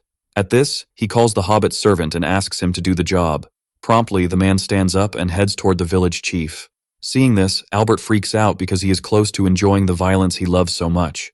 Belittling the man's piece of wood, the village chief extends his arm and states that there's no way this can happen with that weapon. Furious, the blonde says the servant should do it quickly, and the swordsman explains that he is already cut. At that moment, the little chief realizes his arm is gone and starts screaming in pain. Watching this scene, Albert just laughs uncontrollably while saying the next one is the seeker who stole the money. Meanwhile, Loki calls for Noel and warns that it seems he has become a target of the Gambino family. The boy explains that he doesn't know the details but says it involves the incident at Villa Mince. Disbelieving, the hero questions how the Gambino family can trust that guy's word. The broker explains that they are unpredictable because of the chief, who is a madman. However, Loki explains that the previous chief was different, being a just bandit who fought against the cruel and helped the weak. He continues by saying that Albert was an illegitimate son who was not raised by the previous chief. At that moment, the hero hears the sound of footsteps from someone armed approaching him. Looking back, he realizes that the broker set everything up and says this is the worst possible violation for an information merchant. The blonde admits to knowing this but comments that Albert paid him generously and that he intends to use that money to move to another country. Quickly, the hero grabs his weapon and states that he has no reason to let the blonde leave alive. With an intense look, the boy admits that he doesn't hate the young man despite everything, and Loki says he feels the same. With nowhere to run, the merchant simply states that this will be his end. Confused, the hero says he thought his life meant more, and the blonde comments that he lost his pride without now being someone of value. Quickly, the protagonist just puts away his weapon and tells Loki to leave because he will forget what happened. In shock, the merchant questions if his client is forgiving him, but he says no. Noel states that there's no need for him to leave the capital because the Gambino family will be crushed. As he leaves, he asserts that the man can regain his pride now. The blonde asks if there's any way to help the hero. Responding, the boy says that one day he will need the young man's skills for free, and that way they won't have problems. At that moment, the hero uses the combat stimulant that increases brain activity, as well as improves concentration and muscle strength. The effect of the stimulant lasts 10 minutes, having a severe side effect. At this moment, Kuga arrives prepared to capture his target, and is surprised to find out who Noel Stalin is. Impressed, the hero says that the man really moved up in the world, going from gladiator to Yakuza assassin. Then the boy asks what happened to the hobbit, and the man explains that he ran away somewhere after transferring him to Albert. Upon hearing this, Noel says that now, the man seems to be Albert's dog, and then asks him to draw his sword so they can fight. However, the swordsman says this is a fight without any justice, and states that he doesn't want to fight the young man. He says he owes a debt to the hero because of that silver coin, which leaves the protagonist confused. The servant says he has no freedom in his choices but still has pride. Freaking out, Kuga introduces himself as Kuga Tsukishima and claims to be a rank C swordsman with the ability to manipulate cuts. Nervous, the hero realizes that his opponent is using his own ability to try to make this fight fair. Also introducing himself, the protagonist says his name is Noel Stalin, being a broadcaster capable of using abilities without consuming magical power. After the conversation, both prepare for battle. In less than a second, the swordsman approaches the hero, but he manages to jump away to escape. Surprised, Kuga notices that the boy's speed and sharpness have improved significantly for this battle. However, the boy had used a trick with his wire, and from above, he shoots with his weapon. Yet our Zoro manages to dodge effortlessly. At this point, the hero decides to launch a fire attack. Analyzing, Noel understands that it won't be easy for his opponent to extinguish the flames that will spread from his clothes, but the swordsman manages to stop the fire using his sword. Shocked by the situation, the boy claims that this is impossible and questions whether he created a vacuum by cutting the air. Seeing his opponent's difficulty, the protagonist decides to flee, but the swordsman is already approaching, causing the boy to fall hard to the ground. The fight continues as the hero realizes he can't create even a single opening to do anything. Confident, he decides to grab his dagger and engage in physical combat. Unfortunately, the broadcaster is no match for the swordsman and tries to hit the sensitive parts of his opponent, who narrowly dodges. Kuga complains about how low this battle has become, but Noel explains that anything goes in a fight for their lives. Quickly, the young man uses his light grenade to distract his opponent. However, the hero freezes upon sensing an extremely strong, murderous intent. This is the swordsman's technique called Tsubamagaishi, which sends the broadcaster flying away. At that moment, he realizes that this ability allows the swordsman to fix his cuts in space to release them whenever he wants. In this, Kuga appears from behind, and the broadcaster tries to react but quickly ends up losing his weapon. Fallen on the ground, he realizes he has lost consciousness. Standing in front of the hero, Kuga announces his victory. Completely debilitated, the protagonist soon realizes that this is happening due to the side effects of the stimulant. The swordsman admits to his opponent that he was incredible and a difficult foe to face. Making small talk, the boy begins to devise a plan to distract the man through conversation so he will lower his sword. But as he gets up, he notices that his opponent hasn't done anything and asks why he hasn't finished this yet. Irritated, the hero grabs the opponent's sword, calling him a bastard. He shouts for the swordsman to stop acting like a spoiled child, and that if he gives up, he will be punished by his master Albert. Getting straight to the point, the boy explains that nothing is more important than his own life, and that the man shouldn't throw it away for anything. Noel himself questions his actions in his mind, but he knows deep down he wants this man alive. Dropping his dagger, the broadcaster simply warns that time is up, which confuses the swordsman. In the background, Alma appears and approaches Kuga. Irritated, the man asks who she is, and the girl simply replies that the only one who can depress Noel is her. Instantly, the rank C asks her leader if she should finish off this man. Thoughtful, the broadcaster understands that the swordsman has a lot of potential for use. He considers the possibility of ordering her to incapacitate him without killing him, but that would be a risky order. In this, he concludes that the best order for Alma to win is to kill the swordsman, and so she does. Quickly, the girl charges at Kuga, who defends himself. Irritated, the man asks if the girl is an ally of Noel, and she confirms. Then he explains that he doesn't want to finish off a woman, but Alma says he shouldn't discriminate based on gender. However, the swordsman says she misunderstood and claims to be stronger than the girl. From a distance, the broadcaster analyzes the fight between the two and states that it's impressive how Kuga managed to protect himself from a surprise attack. The boy concludes that both have the same level of strength. In the fight, Alma uses quintuple acceleration and starts kicking the air itself, and after that, she uses the perfect throw to hit her target. In contrast, Kuga uses his ability to create a multitude of cuts heading towards the girl. She attacks her opponent, but he manages to defend himself with his eyes closed. Seeing this, the protagonist realizes that this ability is the reason he was able to fight even after the light grenade. Then the hero theorizes that this is an ability that doubles the effectiveness of his other senses, which is quite interesting. Suddenly, the boy starts to feel a strong pain from the previous fight and wonders why he doesn't have the strength of those two. In that moment, he remembers what his grandfather said about how there is always someone better, and the boy understands that the two are on an unreachable level for announcers. The hero asserts that he will be the strongest swordsman of the Far East precisely because he has the strongest obeying him. Meanwhile, the two continue their tireless fight. Alma activates her scout ability called Blood Poison, while the man prepares to go all out. Suddenly, the hero shoots a type of flare to call the military police. Irritated, the girl says that this fight isn't over, and to avoid a discussion, the protagonist uses the support ability of pairs to make her obey. Then Noel tells the swordsman that he should leave the area and listen to what he has to say. Sometime later, Kuga goes to the mansion to apologize to Albert for his lack of skill. The blonde comments that the swordsman can rest easy, since he never promised the head of the Mintz Villa that he would kill the announcer. In that moment, the man warns that the head of the village has been dead for a long time, and that the swordsman can take his time. The leader says that Kuga did not follow his orders, but that someone settled the score in his name. At that, the mafioso asks his henchman to grab that box. Getting straight to the point, he asks the boy to open it. Kuga obeys and realizes that it is Miguel, who is already in a deplorable state. Laughing, the leader says that Miguel settled the score in the swordsman's name. However, he reveals that the man can no longer fail from now on. The man is dismissed, but before leaving, he warns that he has a message from Noel Stalin. He comments that Noel said he would crush the Gambino family's henchmen, and that if the leader doesn't like it, he should go after him alone. The blonde questions if this message is real, and the swordsman confirms that it is, adding that the hero also said his motto is to return 1,000 times more. Irritated, the man wonders how an announcer can be so arrogant with him. Having a fit of rage, Albert orders his henchmen to gather all the fighters to find this bastard now. One of the subordinates complains to the swordsman and asks why he said unnecessary things. At that, Kuga apologizes and says that Noel Stalin is a magnificent person. He explains that the boy fights well even with the weakest job, and that even with so much effort, he will never be able to defeat a talented one. The young man says that the boy's eyes were very bright and showed that he was determined to be a man who would not lose to anyone. He concludes by saying that he should at least deliver the message that Noel asked him to pass on. Rios asks if the boy was in love, but he says no, and then the man explains that he was joking. The blonde says that one day the young man will understand what it means to fall in love with another man in those terms.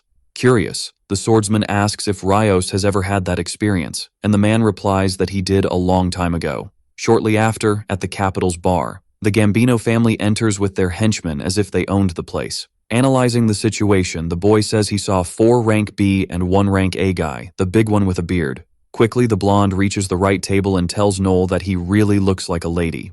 He immediately takes a sip of wine and says that this drink tastes like trash. After that, the man says he remembers the boy and mentions that he was betrayed by his allies and therefore can no longer work as a seeker. Without losing his composure, the hero says that the blonde must be Albert and comments that the man doesn't seem to have been disciplined properly. Mocking even more, he says he heard that the man was a mad dog, but now seems just a hungry dog. Without any fear, the protagonist asks the blonde not to lose his patience, as that would reflect poorly on the head of the Gambino family.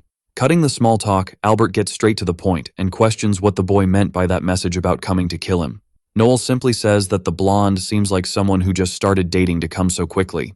The leader tells him to take the fight outside, but the boy explains that he should be a good little dog and wait until they finish their meal. With a manic look, the blonde simply says that he will resolve everything now. However, a bald man appears and grabs the noble mafioso's knife. Instantly, the blonde becomes irritated. But the bald man explains that the Seekers have a reputation to uphold and that this kind of fight cannot happen here. He explains that this would affect everyone's future work and their livelihoods. Without mincing words, Albert calls everyone bastards and questions if they know who he is.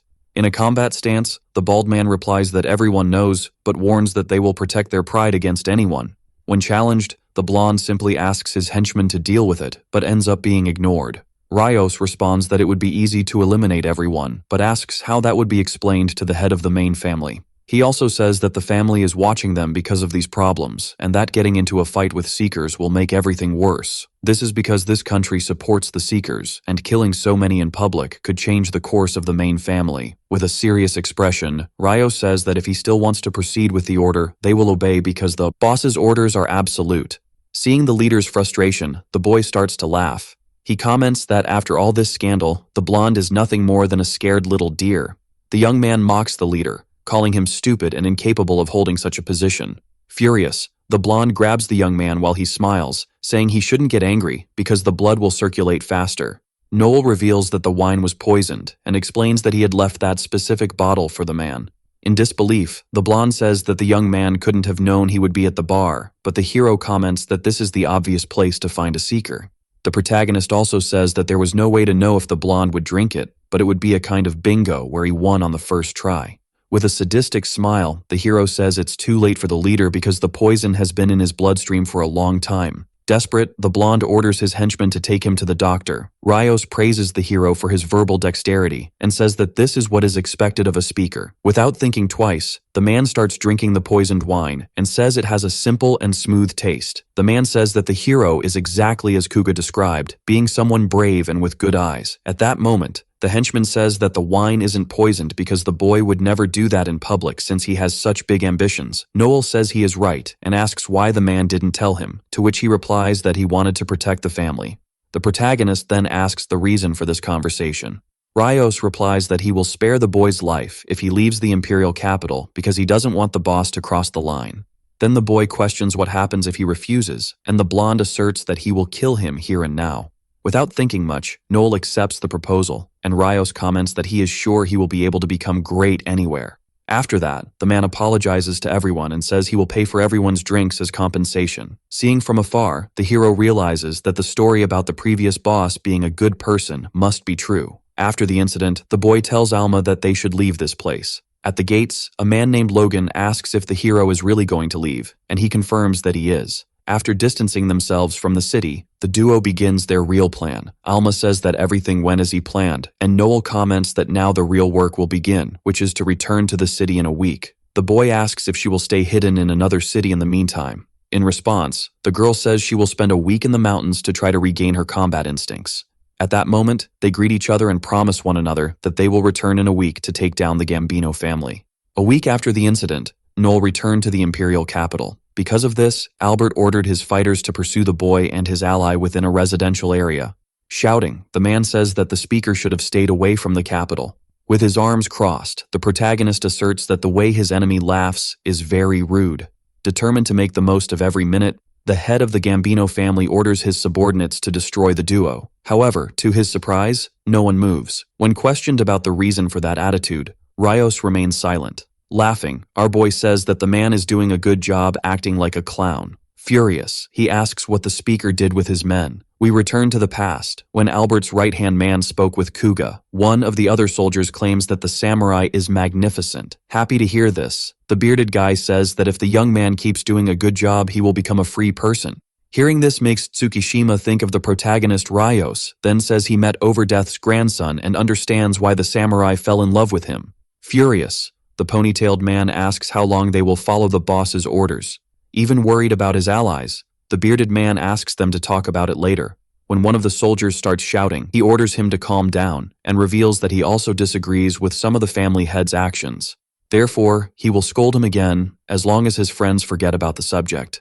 Our boy appears and says that fighting among themselves is not the best choice. Everyone is stunned to see the announcer. When asked if he hadn't left the capital, he says his promise was only for a week. Furious, Albert's right-hand man asks if the boy understands the consequences of what he is doing. Confirming, Noel says he is there only to deliver a souvenir. Part of the group quickly reads the contents of the souvenir.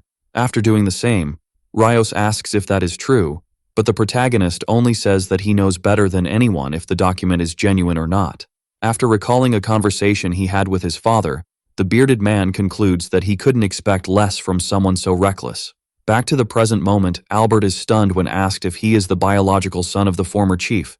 But before he could deny it, the warrior shows the birth certificate that Noel delivered and claims that it proves the man is deceiving everyone. Interjecting, our boy asks if his opponent also poisoned the former leader, shouting, he says those accusations are ridiculous. Rios asserts that he knows Albert did this to become the successor before anyone else appeared. Therefore, no one will obey his orders anymore. Furious, the enemy says the previous chief appointed him as his successor. After recalling the conversation he had with the announcer, the bearded man says that if the Gambino chief challenges the duo to a duel and wins, he can remain in the position. Upon hearing he can choose someone to fight in his place, the blonde guy says he doesn't need them for anything. Suddenly, someone appears and says the man needs to control himself and stop embarrassing himself. Albert is completely perplexed when he turns around and faces Finocchio. The merchant notices Noel's presence and says, it's been a while since they last saw each other. Smiling, our boy says he would like to know what happened to the slaves he sold later. When asked about the reason for his presence, the merchant states he will be the witness of the duel, since his desire is to break a competitor without taking risks, so that sometime later, the Gambino family will be placed under his control. We find out that the announcer set all this up in exchange for 50 million. Albert says it was Bargini who planned that, but discovers that in fact, it was Overdeath's grandson shouting. The blonde guy says he will not accept to duel with anyone. Grabbing the man's face with his hand, the merchant asks if he is willing to face the consequences of his actions. With not much to do, the current head of the Gambinos agrees to duel, as long as his title is recognized by the merchant. He agrees and says that, in addition, he will ask his father to forgive the man for invading the Seeker's bar. Albert looks back and chooses Kuga to fight in his name. The protagonist thinks that he had already foreseen this, since the boy is bound by the slavery pact. Elma says she will kill the samurai, but her ally tells her to watch and learn. Worried, the scout says our boy will die. However, he says that if she thinks so, she still has a long way to go. The two boys stare at each other firmly. It is revealed that Tsukishima was born in Kongo Shinkoku and had a difficult life. His father, who was very young and desired the birth of an heir, so much that they began to visit a shrine in the mountains every day to pray for a child. However, one day bandits appeared. After taking a beating, the man asks if his wife is okay. The incident caused great emotional trauma to the woman. To make matters worse, the next day she discovers she is expecting a child. After the child's birth, the man did not want to get too close, as he was not sure if he was the father, and some time later, the samurai's mother left. Years later, Kuga brings the sake his father requested. However, he is attacked and ordered not to act as if they were relatives. With tears in his eyes, the young man says he will clean the tatami. Behind the door, he hears his father and another person talking about how his birth should never have happened. One day, the samurai wakes up tied on an unknown ship and discovers he has been sold as a slave. Back to the present moment, Bargini initiates the duel. Seeing Noel approaching, Tsukishima draws his katana.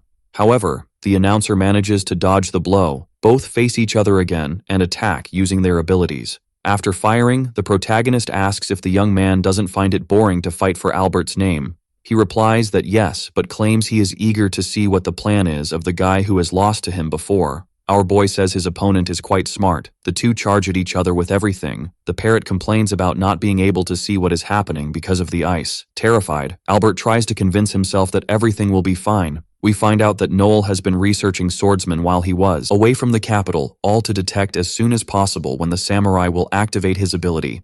Since if he is hit by the Ei Isin, his body will be split in two. Facing the young man, the announcer says he has something good to say. When asked what it would be, he states that oil stains can be removed with orange peels. Kuga is left confused until the protagonist drops his pistol and advances towards him. Thinking, our boy concludes that he will be able to get close to his opponent before he draws his weapon, especially since the samurai is confused and nervous not knowing what his plan is. Not having been able to completely prevent the katana from being used, the announcer decides to sacrifice his right arm. Even in shock, Tsukishima attacks again to push the young man away. However, upon feeling his blade cut something and encountering ice bullets, he realizes that he is now in deep trouble. An excruciating pain runs through the samurai's body. He remembers the past and how he tried at all costs to be a good son, just as he kept fighting desperately even after being sold as a slave, just to become stronger. But now that his opponent is someone who fears nothing, he wonders what would happen if he were just a little like him. Noel prepares to use a move he learned from his grandfather called Thunderclap, and a few minutes later, the parrot announces him as the winner. Freaking out, Albert claims he can't believe it. At home, Alma says that if his ally had let her fight, he wouldn't have gotten hurt like that. Hearing that it should be the command tower, our boy apologizes and says it won't happen again. Then, the duo starts talking about the fact that the head of the Gambino family has fled, which means everyone will be in good hands, since Rios will take command. Finocchio appears and says he would like to speak with the announcer alone. When the scout leaves, he asks the protagonist to join his family. Noel asks if the man forgot that he is just a 16-year-old kid, and then states that his answer will always be the same. Apologizing, the parrot reminds the young man what his job is. Our boy is confused but discovers that the man brought a gift. Seeing a heart, he asks what it means. Smiling, Bargini states that this is the young man's heart. We find out that one of the man's abilities allows him to rip the heart from his target if they refuse his request twice. Giving more details, the vigilante says that now they both share a bond that transcends space. Therefore, if the announcer strays too far, or if his heart is crushed, it's certain death. When asked why he did that, the man says he believes the young man will bring disaster to the Luciano family someday. But if he agrees to join his group, his life will be spared. Nervous, the protagonist wonders what to do. Downcast, he says the parrot is very kind, but he will not accept the offer even in hell. The enemy asks if the announcer will try to take his heart back, knowing the difference in strength between them.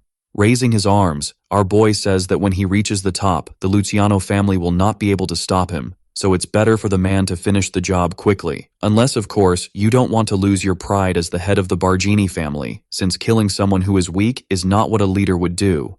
The parrot gets scared and takes a step back. Not caring, Noel states that he will never be tied to anyone but himself. Assuming he has lost his courage, the enemy says that all of this was just a joke. Then, he returns the young man's heart, and claims it's better for him never to go back. Outside, the parrot tells his ally that he will never stop rooting for the announcer. Upon hearing that he is in love with a kid, he freaks out. A little further ahead, another soldier reports that he has captured Albert. On the ground, he says he doesn't want to die, so he will do whatever the merchant wants. Bargini decides to help the former Gambino boss and says he will put him on his pig farm, but only after cutting off his hands and feet so that the man walks like the animals. The next day, the protagonist receives the money and the servitude pact from Kuga. Looking at the samurai, he says that he is now his owner. Hearing that he will not be considered a slave, the young man asks what our boy wants.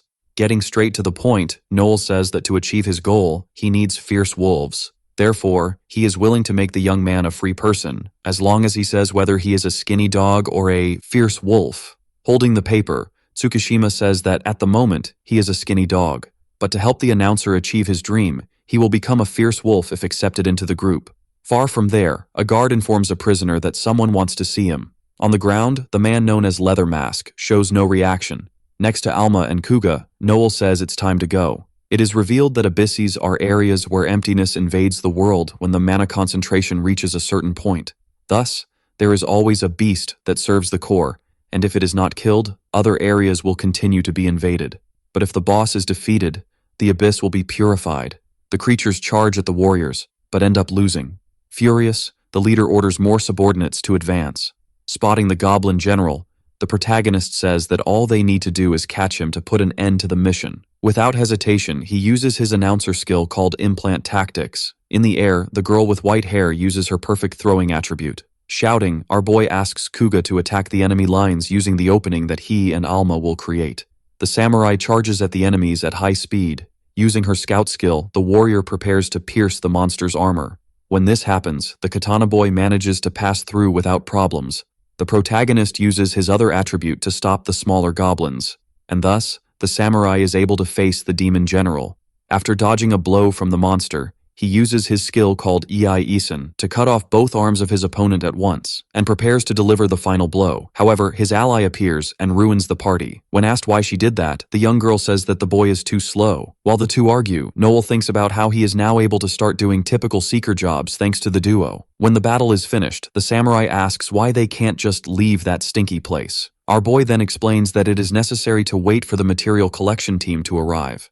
Looking at his katana, Kuga says that the abysses are not as scary as he thought. The protagonist asserts that the boy only thinks that because they tackled a low-level abyss. Agreeing with the leader, Ludicare says that the fact that his ally got so excited just because he defeated weak beasts is ridiculous. Tired of the fights, our boy says he will no longer tolerate selfish behavior from the girl. Then, he states that he is very proud of both of them. Knowing he needs a sub-leader, the announcer begins to think about the day he visited Hugo. Upon arriving in the visiting room, the boy is surprised to see Noel sitting in the chair. The protagonist says that the maestro has lost weight again, and since he cannot let him die, he has taken a series of measures to clear the false accusations. Hopeless, the prisoner says that this is impossible, as his sentence has already been finalized. Smiling, our boy says he understands why the young man doesn't believe him, so he will show him something. Upon hearing the word tea, a guard quickly appears at the door. After receiving his drink, the announcer praises the man for his good work and tells him to leave. Capelius is in shock, but discovers that all the prison guards are working for the boy. Perplexed, he says he would be very happy to leave that place, but he fears he won't be able to become Noel's ally since he doesn't like seekers. Moreover, having been away for so long, his power is weakened.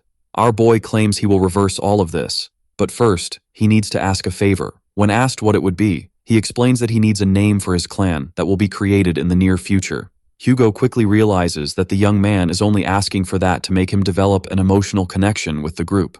But he decides to help anyway and says that the announcer is like a snake for being cunning, relentless, and manipulative. The protagonist likes this comparison, and thanking for the help, he warns that he needs to leave. Before exiting the room, he says that if the maestro agrees to become his ally, he will start receiving quality food.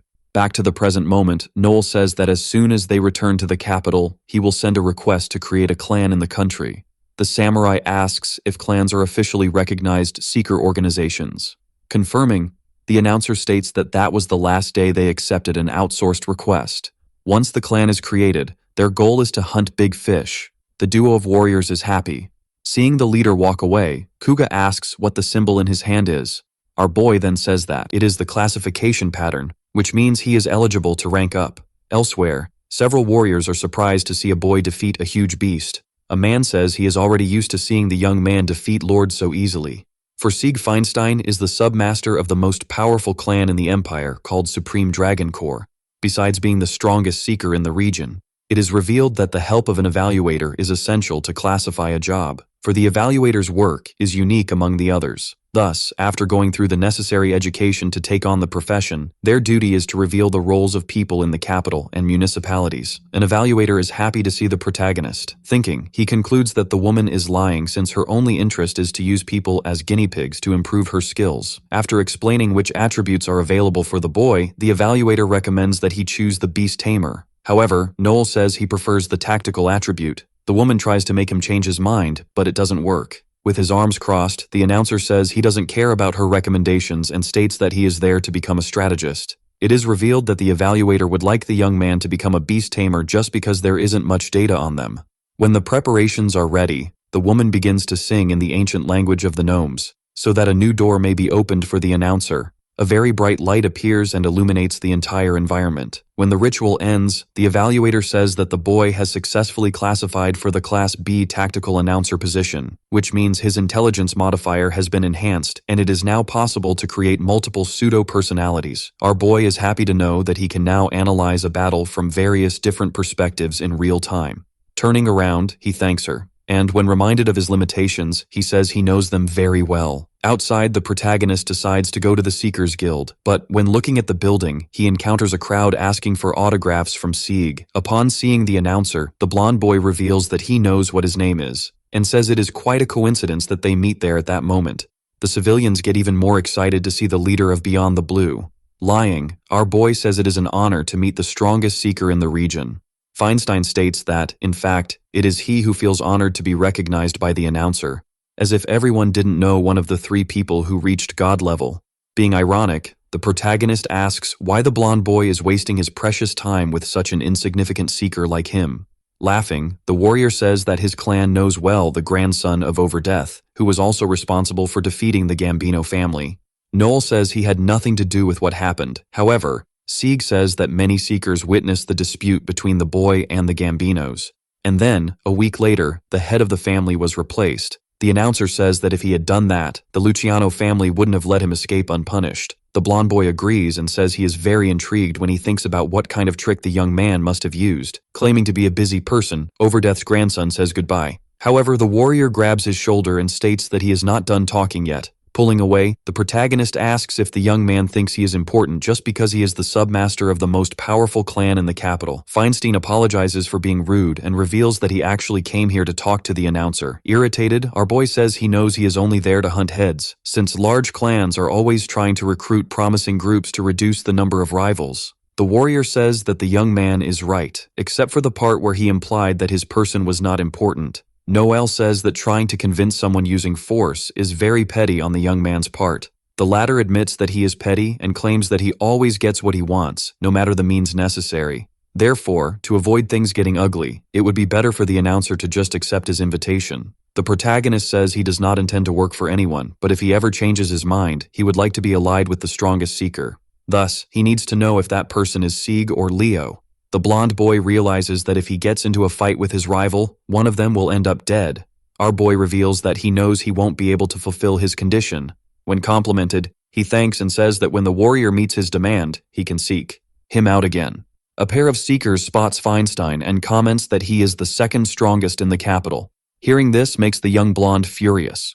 Approaching, he questions how the young man is so sure of what he said earlier, since a battle between him and Leo has never happened. Terrified, the warrior starts to stutter, but ends up being brutally attacked. The other civilians start calling for a stretcher. Watching everything, Noel feels relieved for not having made a misstep, and concludes that he needs to create his own clan as soon as possible. 3 days after the request was sent, a letter arrived at the inn where the announcer is staying. Back at the guild building, he explains that an inspector will come to conduct an interview with the whole group.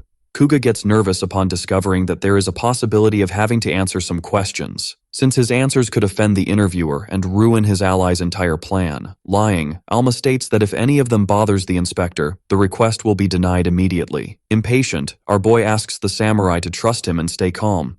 Suddenly, someone enters the room, putting everyone on high alert. Standing at the door, the inspector asks why the trio looks so scared. Irritated, the protagonist states that he knows very well why. When accused of starting a fight, Harold claims he just got a little excited not to lose to promising young people. After a brief discussion, the old man says that apparently announcers are also good at having the last word, so he will introduce himself again. Our boy does the same and explains, when questioned, that he intends to change the name of his group when it becomes a clan. Sitting down, the inspector begins to give the details of the process. Then, he asks a few questions, which puts Kuga in a panic. Once the interview is over, Jenkins says that even though the team has only recently come together, he can feel a strong sense of confidence among them.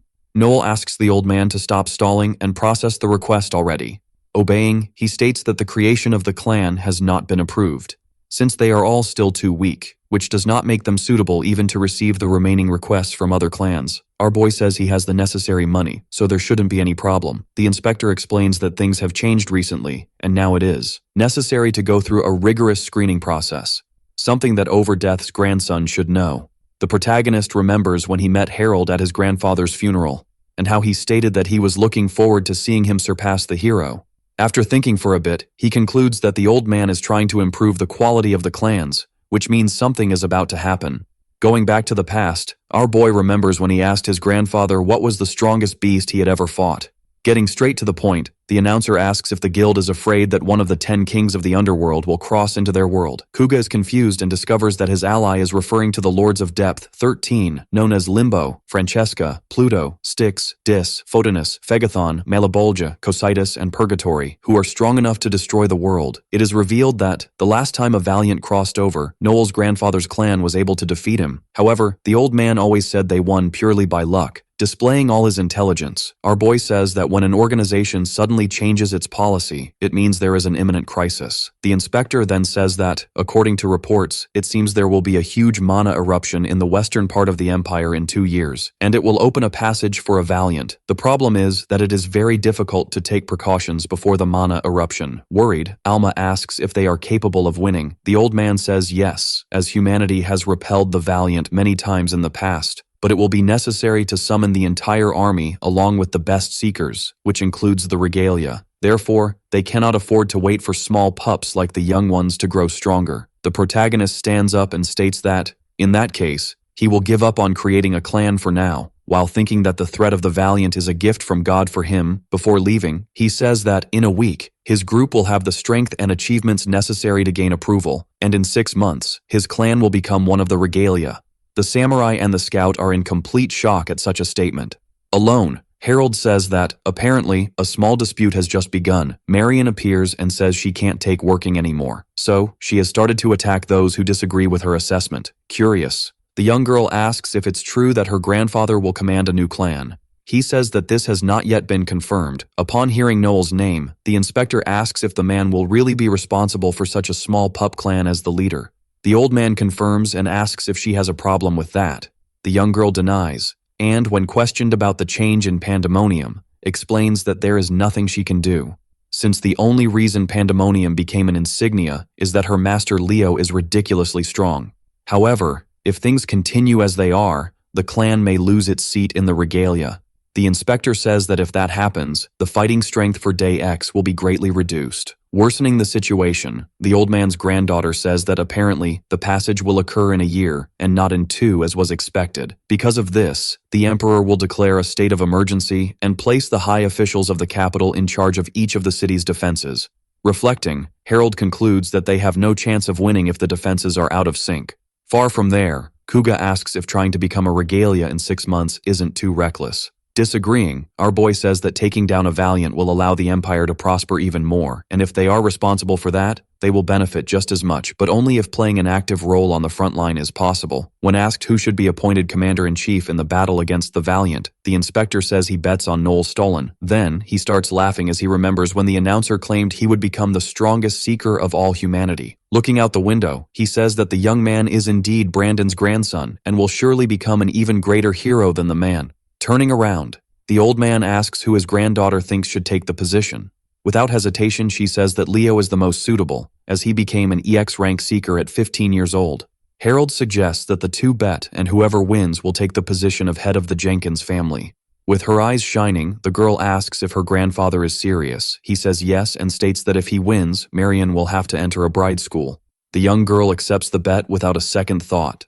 Elsewhere, the protagonist says they need more recognition and achievements for their plan to succeed. So, he will start spreading their name around and staging an event that captivates the hearts of the masses. The announcer's allies are surprised to see how far he is willing to go. Far from there, an elf tells Kime to eat properly, unless he wants to be hated by women. When asked if he agrees with that, Leon says he likes the healthy way his friend eats. Later that night, Loki appears and says he has completed the task that was asked of him. The protagonist says he confirmed the content and hands over the reward to the boy. However, he claims he cannot accept the money, as he feels bad about what happened in the past. After being forced to take the coins, he asks what the announcer is plotting this time, since he asked him to gather information on all the rank B seekers in the capital. Without answering, our boy asks if Leon is the strongest among the rank B. The boy says yes, and asserts that the knight leads the Skywing Knights. Then he says that his boss might deny it, but the expression on his face shows he is planning something. In the forest, the warrior asks where Ophelia is going. The trio decides to chase after the young girl. A little further ahead, we see Lisha fighting Elma. Noel's ally prepares to use her quick attack, but to her surprise, her opponent quickly disappears and appears behind her. Jumping, the scout manages to dodge all the arrows. After subduing her, the elf says she won again. Disagreeing, the white-haired girl says the score is in her favor, plus the agreement was to use only the skills they specified before. The elf says she didn't use any skills when she disappeared, just hid in her friend's blind spot. When asked what the security guards' roles have in common, Alma says they all manipulate the situation during battle. After a small argument, the scout decides to concede and admit that the blonde is right. Even so, the elf says that converting to a job for which she is not suited can cause everyone to fall. Suddenly, Ophelia appears running. Lisha is happy to hear her friend's voice and explains that she is in the forest training for combat. The warrior is introduced to Noel's friend. Interrupting the conversation, the rest of the group appears. Seeing that everything is fine, Leon introduces himself as the leader of the Skywing Knights and soon after introduces Chaim and Vlaklav.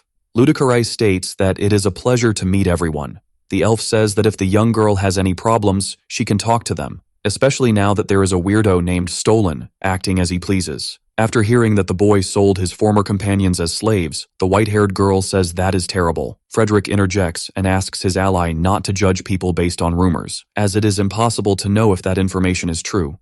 Ophelia apologizes, and so the group prepares to continue on their way.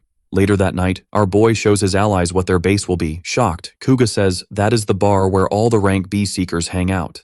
Upon hearing they might be kicked out, the protagonist reveals he found a loophole.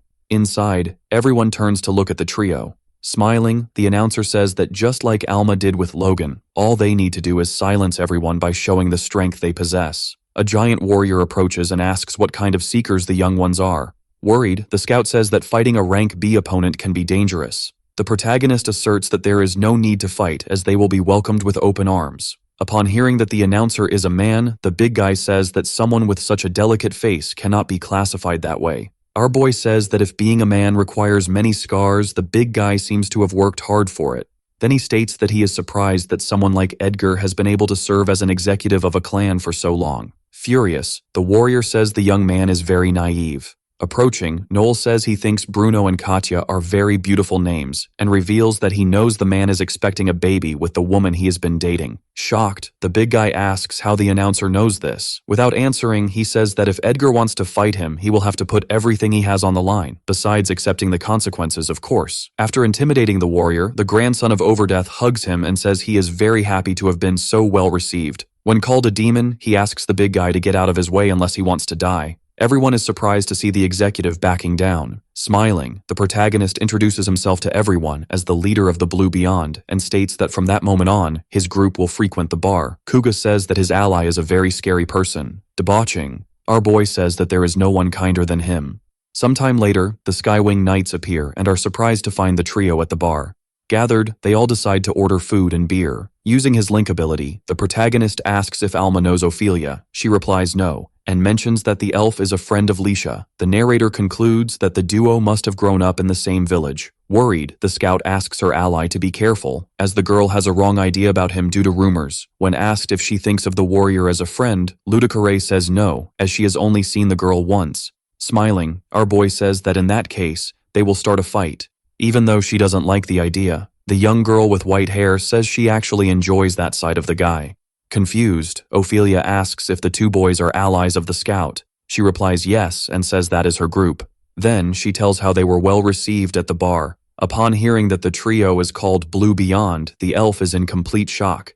Giving a small smile, Alma apologizes for not mentioning it earlier. Stammering, Leon's ally asks if the boy next to her is the leader. Noel says yes, and introduces himself. Seeing that the young girl is scared, he asks if she would like to say something. Denying, the elf says that if the boy is worried about that, he should listen to his own conscience. The protagonist obeys, but states that all he can hear are the beats of his heart. When accused of having sold out his allies, he says that the money helped him grow. Furious, Ophelia prepares to attack. However, she is blocked by Kuga, who, with a dark look, asks the young girl not to force him to use his katana. The scene makes our boy realize how excellent his ally is. Leon appears and asks what is happening. Upon hearing that his friend tried to attack the dark-haired boy, he asks if that is true. The elf says yes and apologizes. Bowing, the knight asks for forgiveness for the bad behavior of a member of his group. Noel says it's fine but asserts that it would be better for the blonde to discipline the archer better, just like one usually does with dogs. Furious, the knight orders the narrator to take back what he said. Our boy asks if this attitude is part of the young man's moral standards. Confirming, he says that Overdeath's grandson has no right to insult his friend. Smiling, the protagonist says that the warrior is quite intriguing. Ophelia interjects and asks her ally not to waste time arguing with someone like the narrator. Seeing the duo gossiping about him, Stolen asks if their clan also plays house. The blonde asserts that the boy is the worst kind of person that exists. Provoking, our boy says that apparently, someone thinks their clan is the strongest of all. Irritated, the knight says that one day the boy will pay for those insults. Noel asks if he is some kind of god, or just an arrogant seeker. Leon repeats what he said before, and leaves with the elf, returning to enjoy his wine. The narrator asks his friends to never forget that those who will be eaten will always be the proud outside. The knight's group asks him to stop walking, seeing that he is almost out of the city. The blonde apologizes and says he got lost in his thoughts. Kaim says it is very strange that his friend let himself be led by a brat. Vaclav agrees and says he detected no signs that the knight was affected by any mental debuff. In another bar, the Lancer says that his allies should have only charged for the insult. Leon says he is right and asserts that he will apologize to the narrator. When asked why he got so angry, he admits he felt jealous, since Noel is only 16 years old and appeared at the place acting like a big shot. Smiling, the Lancer says that having a sense of rivalry can be a good thing, especially since the Blue Beyond seem to be a match for them. The blonde agrees and states that, for sure, the narrator is an amazing person. Changing the subject, Kaim asks if it wouldn't be time for them to take the next step and create a clan, since the guild letter has already arrived and the group has enough funds to cover the insurance. Frederick says that is a good idea. However, he will only do something after talking to Ophelia and Vaclav. Back at the bar, Noel reveals that his plan is to use the Skywing Knights as a springboard. The next day, the Knight and the Lancer go to the guild building to submit the clan creation request. They are led to another reception room. Harold appears and introduces himself. After sitting down, he says he has heard a lot about the group and is happy to hear about the request. It is revealed that the Skywing Knights hold the title of Dragon Slayers, one of the most powerful monsters that exist. Being honest, the old man states that achieving such a feat with only 4 people is a point of pride. However, even though the team has a good reputation and great achievements, the application was rejected. Furious, Kaim asks what that means. Trying to calm things down, the inspector asks the duo not to tell anyone about what he is about to share. A few minutes later, we see the warriors in shock upon discovering the passage of one of the underworld kings. Jenkins explains that the guild is limiting the number of clans that will be created to reinforce the fighting strength. When asked why he didn't register when he received the title of Dragon Slayer, the knight is left speechless. After stammering a bit, he says that his group's plan was to create a clan when everyone was more prepared. Shouting, the Lancer asks why they were rejected if the guild sent a letter. The inspector says that no one there sent any letter. But still, he would like to thank the 2 boys for coming all the way there. The blonde boy asks if the old man really won't give his team a chance. Then, he starts to beg while bowing. Harold backtracks and says he can give the group a chance if they pass a test, which consists of defeating a beast chosen by the guild. Without thinking twice, the knight says he accepts. Showing that it's not over yet, the inspector states that, in addition to defeating the monster, they will have to compete with another group. When called, Noel appears smiling. With everyone seated, the old man begins to clarify what the rules will be. Leon is not happy to learn that the target is Dantalion, a beast of depth 8. When asked if he has heard of the creature, the protagonist confirms and mentions that it can read minds. In addition to being over 4 meters tall and having a third eye in the middle of its forehead. The Lancer and the Knight listen attentively as the announcer talks about how cruel the enemy is and how it loves to torture its prey. Interrupting the young man, the inspector says that both groups will have to compete against each other to defeat the monster. Kaim says he understands, but asserts that the old man also seems to want them to eliminate the Blue Beyond, given how he explained the rules. Frederick agrees and states that if the test involves killing people, their group is out. The protagonist says he expected nothing less from a team known for being strong, correct, and honorable. The old man says that no one will need to kill anyone, and any attempt will be considered a violation of the rules. However, they will be able to interfere with each other as long as they are already inside the abyss. Thinking, Kaim concludes that incapacitating the other group and defeating the beast will be a piece of cake. Our boy asks the inspector to explain more about what kind of interference will be allowed, since the inspector will only be monitoring them during the test. And as he was assaulted by Ophelia the night before, his concern is that the Skywing Knights set up some kind of ambush. As the leader, the blonde boy promises that his allies will never cause problems for the announcer again. However, the old man says he will not believe mere words. Determined to resolve the situation, Jenkins says that the protagonist will be able to set a rule that favors one side over the other. Happy, Noel says he wishes that all members of both groups are present in perfect condition on the day of the test. Extending the contract, the old man asks the warriors not to think of it as something that can be done repeatedly. Therefore, the group that loses will have to agree to be dissolved forever. Both boys quickly sign the paper. Excited, the inspector says that the test will take place at noon in 3 days. Approaching the announcer, Leon says that his group is stronger, but still, he will challenge the trio with everything he has and will never let his guard down. Our boy agrees to shake hands with his opponent and asks him not to forget that announcers have one of the highest intelligence modifiers among all jobs, in addition to being able to foresee the future, so he can already taste the scene of the knight lamenting his defeat. Later that night, Kaim is surprised when approached by someone. 3 days later, at the testing site, the inspector says he is very happy to see all the warriors safe and sound, and explains that the goal of the test is to defeat Dantalion and explore the abyss. Thus, whoever succeeds first will receive permission to create their clan. When the 2 leaders are called, the blonde boy once again says he will give it his all. Smiling, the protagonist says he will also do his best. We return to the night when the Lancer was approached and discover it was Noel. Finding the speaker an interesting guy, Lazar decides to hear what he wants. Getting straight to the point, our boy reveals he would like the young man to betray his group. Spitting out his drink, the warrior asks if Overdeath's grandson is trying to kill him with laughter. The protagonist then asks why the Lancer ceded the leader position to the guy he considers a younger brother. Without waiting for an answer, he states that the boy did this because the knight is much more talented, which means that if they become a clan, no one will be able to keep up with Leon. Therefore, it would be better for Kaim to take that chance and free himself. Standing, the Lancer says the speaker is right, but still, his duty as an older brother is to support the knight. Something a brat like Noel wouldn't understand. Planting the seed of chaos, our boy asks if there's no possibility of Frederick betraying them first. Seeing the Lancer get furious, he concludes that the third idiot fell right into his trap. Back to the present moment, Harold asks both groups to prepare. When the test begins, the speaker warns that he will open the canvas and asks Alma and Kuga to remove the stones from the ground.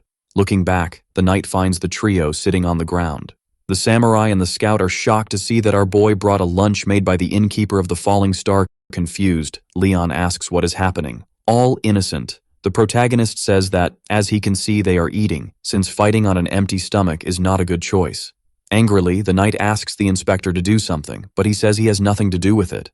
Still, the trio is ordered to stand up if they don't want to be disqualified. Eating. The protagonist says that since this rule wasn't established before, there's no reason to obey the order. Shouting, the swordsman asks the speaker to stop stalling. Noel says that if the knight wants them to take the test together, he will have to wait for his food to finish. Kaim appears and asks his friend to stop causing trouble. Since they need to focus on the mission's objective, the blonde boy realizes the Lancer is right, and before leaving, he states that the speaker has disappointed him. We find out that Lazar delivered the letter he received to the inspector, which left him quite intrigued. In the forest, Dantalion and his allies are having a snack. Watching from afar, Ophelia says there are about 500 enemies. Suddenly, she detects 200 creatures approaching and warns that they have about 5 minutes before being attacked. Leon says that after the cleanup is done, the plan is to start pressing again. Everyone draws their weapons and activates their abilities. Before the battle begins, Vaclav recounts that Noel visited him the other day and asked him to betray his allies.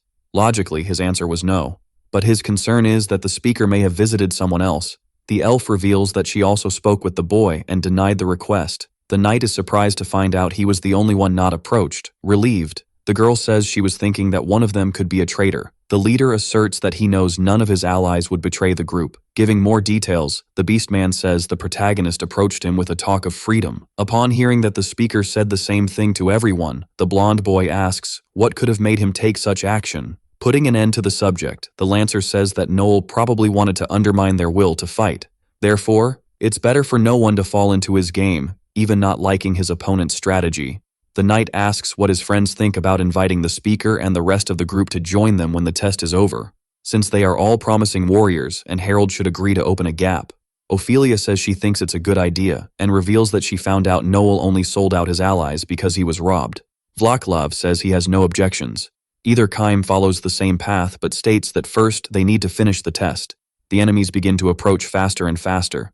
Frederick warns that he will take the first step and asks his friends to finish off the surviving creatures. The monkeys start to leap towards the warriors, but they end up being brutally attacked by the knight. Determined to win, the blonde activates his sacred shield. Chunks of monsters fly everywhere. Without hesitation, Leon resumes striking with his sword. Behind him, Lazar destroys the remaining enemies, just like Ophelia, who is capable of shooting several arrows at once. The Beastman uses his magic to create stone warriors. Sometime later, the knight says that all the monkeys have been annihilated, which means they now need to go after Dantalion. Outside, Kuga says he is worried about the other group defeating the boss. Our boy asserts that there is no reason for such unease. The samurai asks if they really should be sitting there. Noel orders his ally to let him finish his line of thought. When the young man shuts up, the announcer explains that a certain condition must be met for the Skywing Knights to defeat the enemy. When asked what it is, our boy says that Frederick is an extremely talented control tower. However, such a feat can be a double-edged sword, since the blonde's only focus is to win. And, as the seeds have already been planted, it is only a matter of time before they win the challenge. Kuga asks if his ally did something bad again, denying it. He says he only told part of the opposing group what will happen in the future. That's why very soon, the course of the battle will change thanks to Frederick's betrayal. It is revealed that, when it comes to beasts, the simpler they are, the stronger they are. With his sword in hand, the knight prepares to deliver his first blow. Even knowing he is facing an enemy capable of reading minds, with great physical strength and agility, Dantalion quickly dodges with just a leap. Hidden in a tree, Ophelia prepares to start shooting with her bow and arrow. The monsters give their all to avoid being hit. Shouting, Leon asks Kaim to take care of Vaclav's wound while the archer covers them. Standing, the beastman apologizes for causing so much trouble.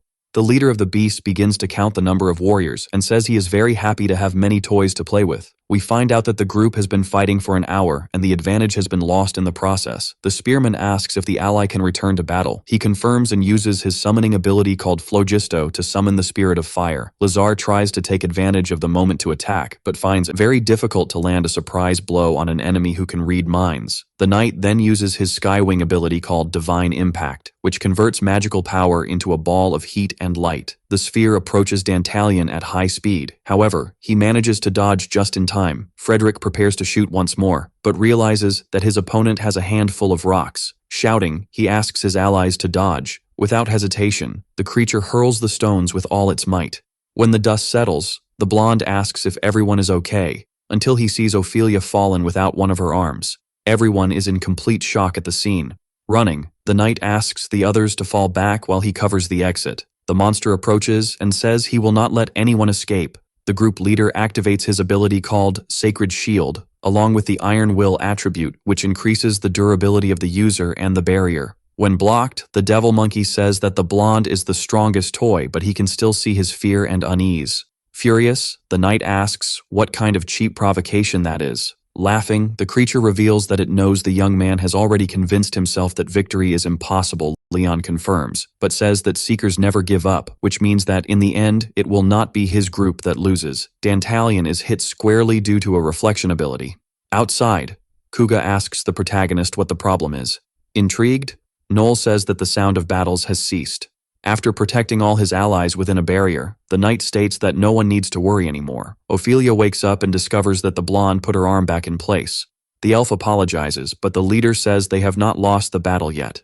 A little further away, Kaim says he has a plan. Determined, he offers to serve as bait so that his friend can use the Seraphim Blade Nervous. Frederick says this is very dangerous, as his ability is very broad and could end up hitting everyone. Knowing that they can't attack within the barrier, the spearman states that if they want to go back, someone will have to draw the creature's attention. Therefore, the knight must just trust that he will step out of the line of fire at the right moment. Everyone falls silent for a few moments until the swordsman says he will not allow anyone to sacrifice themselves. The young man with dark hair says that if they retreat, the clan will be dissolved and everyone will have to go their separate ways. Showing that he already knows this, the blonde boy reveals that his plan is to join the Blue Beyond. Nervously, the elf asks what happens to the test if they do that. Leon then says that the only choice is to give up the test.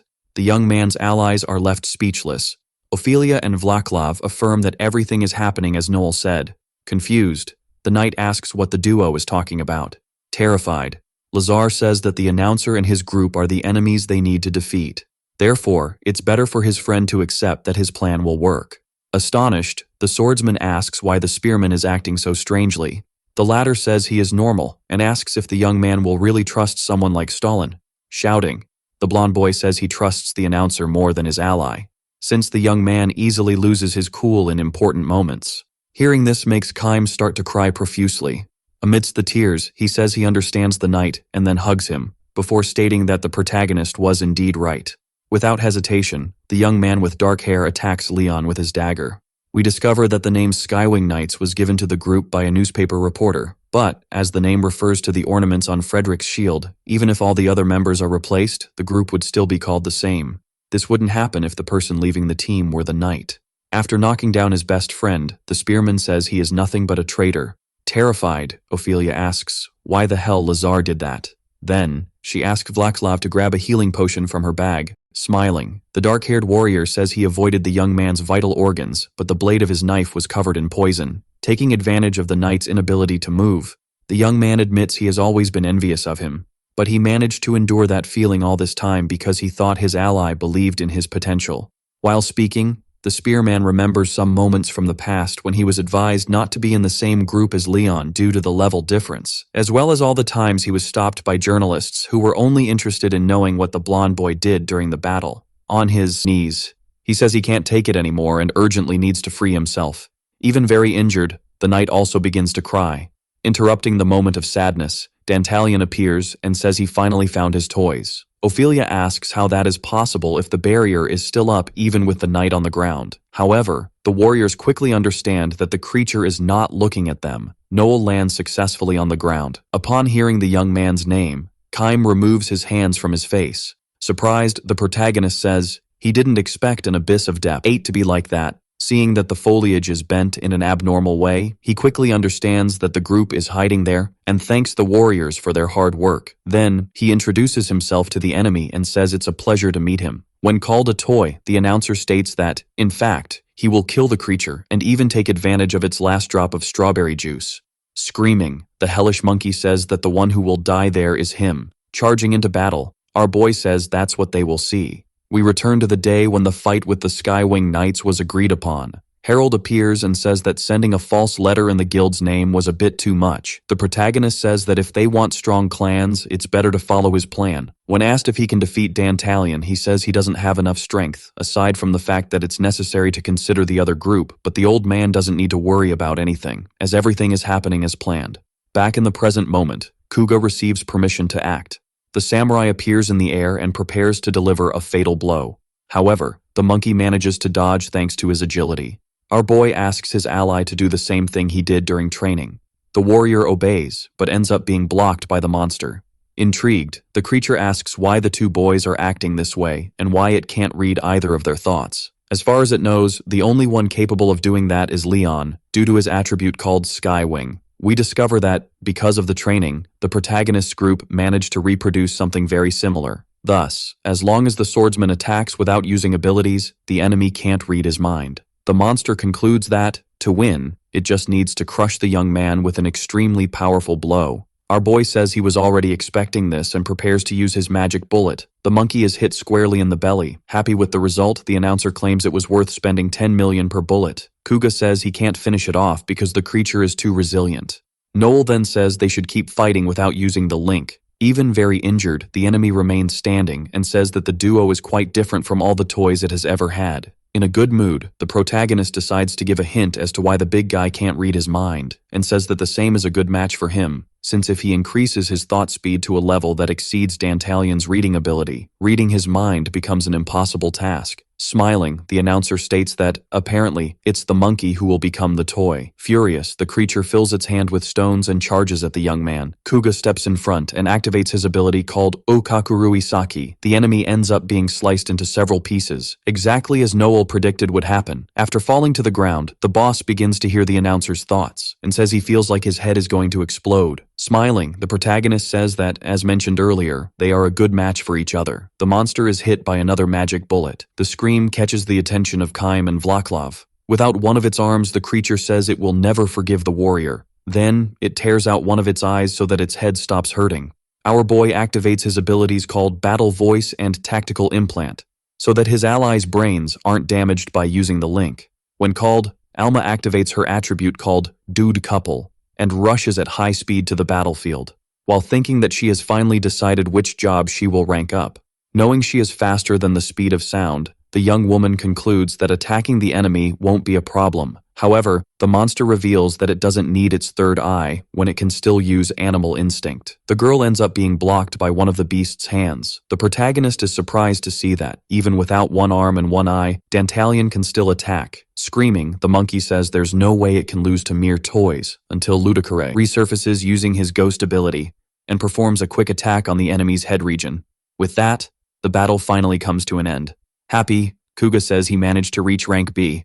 Our boy says that the young man must have gained a lot of experience and deserves congratulations. Furious, Kaim charges at the announcer and asks if he was in collusion with the guild to use them as a springboard until the situation became more favorable. Noticing that his ally is worried, Noel asks her not to approach. Then he says that the Skywings Knights had every chance to win, but chose not to trust their allies. Consumed by rage, the Lancer prepares to punch the young man. However, Harold appears and steps in between. Thanking for the hard work, he says he witnessed the battle from start to finish, and now it's time to declare the results. Upon announcing that the winner is the Blue Beyond group, the man says they will be granted permission to create a clan. Meanwhile, the losing team will be dissolved. The next day, the news about what happened quickly spreads thanks to the newspapers. At home, Leisha is stunned to read the information and says that no matter how she looks at it, the growth of Noel's group is abnormal. Suddenly, someone knocks on the door, and the elf wonders if it could be Ophelia. Upon hearing that it is, she questions whether her friend will really stop being a seeker. Downcast, she says yes, because she realized that her efforts weren't enough to make her stronger. In tears, the young woman says she is tired and will no longer try to reach something that is impossible. The elf opens the door but realizes it's too late to give her opinion. Even though she thinks losing is not a good reason to give up, Leisha concludes that the world they live in is indeed tough. In the bar, someone notices Vloklav's presence. Smiling, Veronica states she has been eagerly awaiting the warrior's arrival. Sad, he says that the mage already knows the answer to what she is going to ask. Smiling, the girl questions if she can presume that such an answer is positive. Confirming, the Foxman states that from that moment on, he will fight alongside the Crimson Might Blossom group. Hearing this makes the young girl and Wolf burst with happiness, shouting. The mage says that once they become a great clan, Noel will no longer be a problem. Even though he doesn't like the announcer, the new group member says he wouldn't want to fight him, for he realized that the boy is not an opponent against whom humans can fight. Elsewhere, Kaim asks for another drink for the 1000th time. The bartender says the boy has already drunk too much, and even though he is going through tough times, that is not the best choice. Disagreeing, the warrior says he can't forget that he stabbed his best friend, much less that he'd let himself be swayed by Noel's words. The old man states that indeed, the young man did things that cannot be undone, but he needs to know if he is satisfied with his current situation, and if he truly believes that his sins will be forgiven through bottles of drink. As the warrior denies, the man says he hasn't seen Leon since everything happened, but he is sure the knight is also feeling very bad. Since he was betrayed by his older brother, Kaim says he doesn't know what to do and is advised to talk to the blonde boy so that things can be set right. When asked about the possibility of things never going back to how they were, the man says at least they will both be free. Far from there, Leon tries to help a boy who asked for help to save his sister, who fell into a yard and hit her head while they were playing. However, upon arriving at the location, he realizes he was coldly deceived by a child. A group of people starts to attack the knight while calling him a loser. Seeing that Edgar is in the middle, the blonde boy is in complete shock. Furious, the man asks if the warrior knows how much his group has been ridiculed. Without reacting, Frederick simply accepts that this will be his end. Suddenly, something attacks the group of aggressors. Amid the screams, the leader of the gang asks who dared to do that. Noel appears and says he would like to join the fun. Stammering, the enemy asks what he wants. The protagonist and his friends say they were just taking a walk around the block. Furious, the Mohawk guy orders his men to wipe out the group since they decided to meddle where they shouldn't. However, the other aggressors state they will not attack those responsible for the defeat of the Skywing Knights. When Edgar is left alone, the announcer says that apparently he is not so popular. Frightened, the warrior asks the boy not to come any closer. Irritated, our boy says it's time for the man to learn who's in charge here. Terrified, the big guy starts begging for forgiveness while tears fall from his face. Seeing him on his knees, Noel says he's not a big fan of this kind of show. Then, he delivers a brutal blow and splatters strawberry juice everywhere. Pulling his opponent by the hair, the announcer orders him to look into his eyes and states that it's better for the man never to do something like that again if he doesn't want his whole family to end up without noses. Edgar runs away screaming that he understands. Looking at Leon, the protagonist says it's time for them to talk business, revealing next that he would like the knight to join his group. Furious, Frederick asks if the announcer is making fun of him. Denying, our boy says that if he accepts, he could be the submaster of his clan. The warrior asks why the hell he would accept that offer, since if it weren't for the dark-haired boy, his group would have never been dissolved.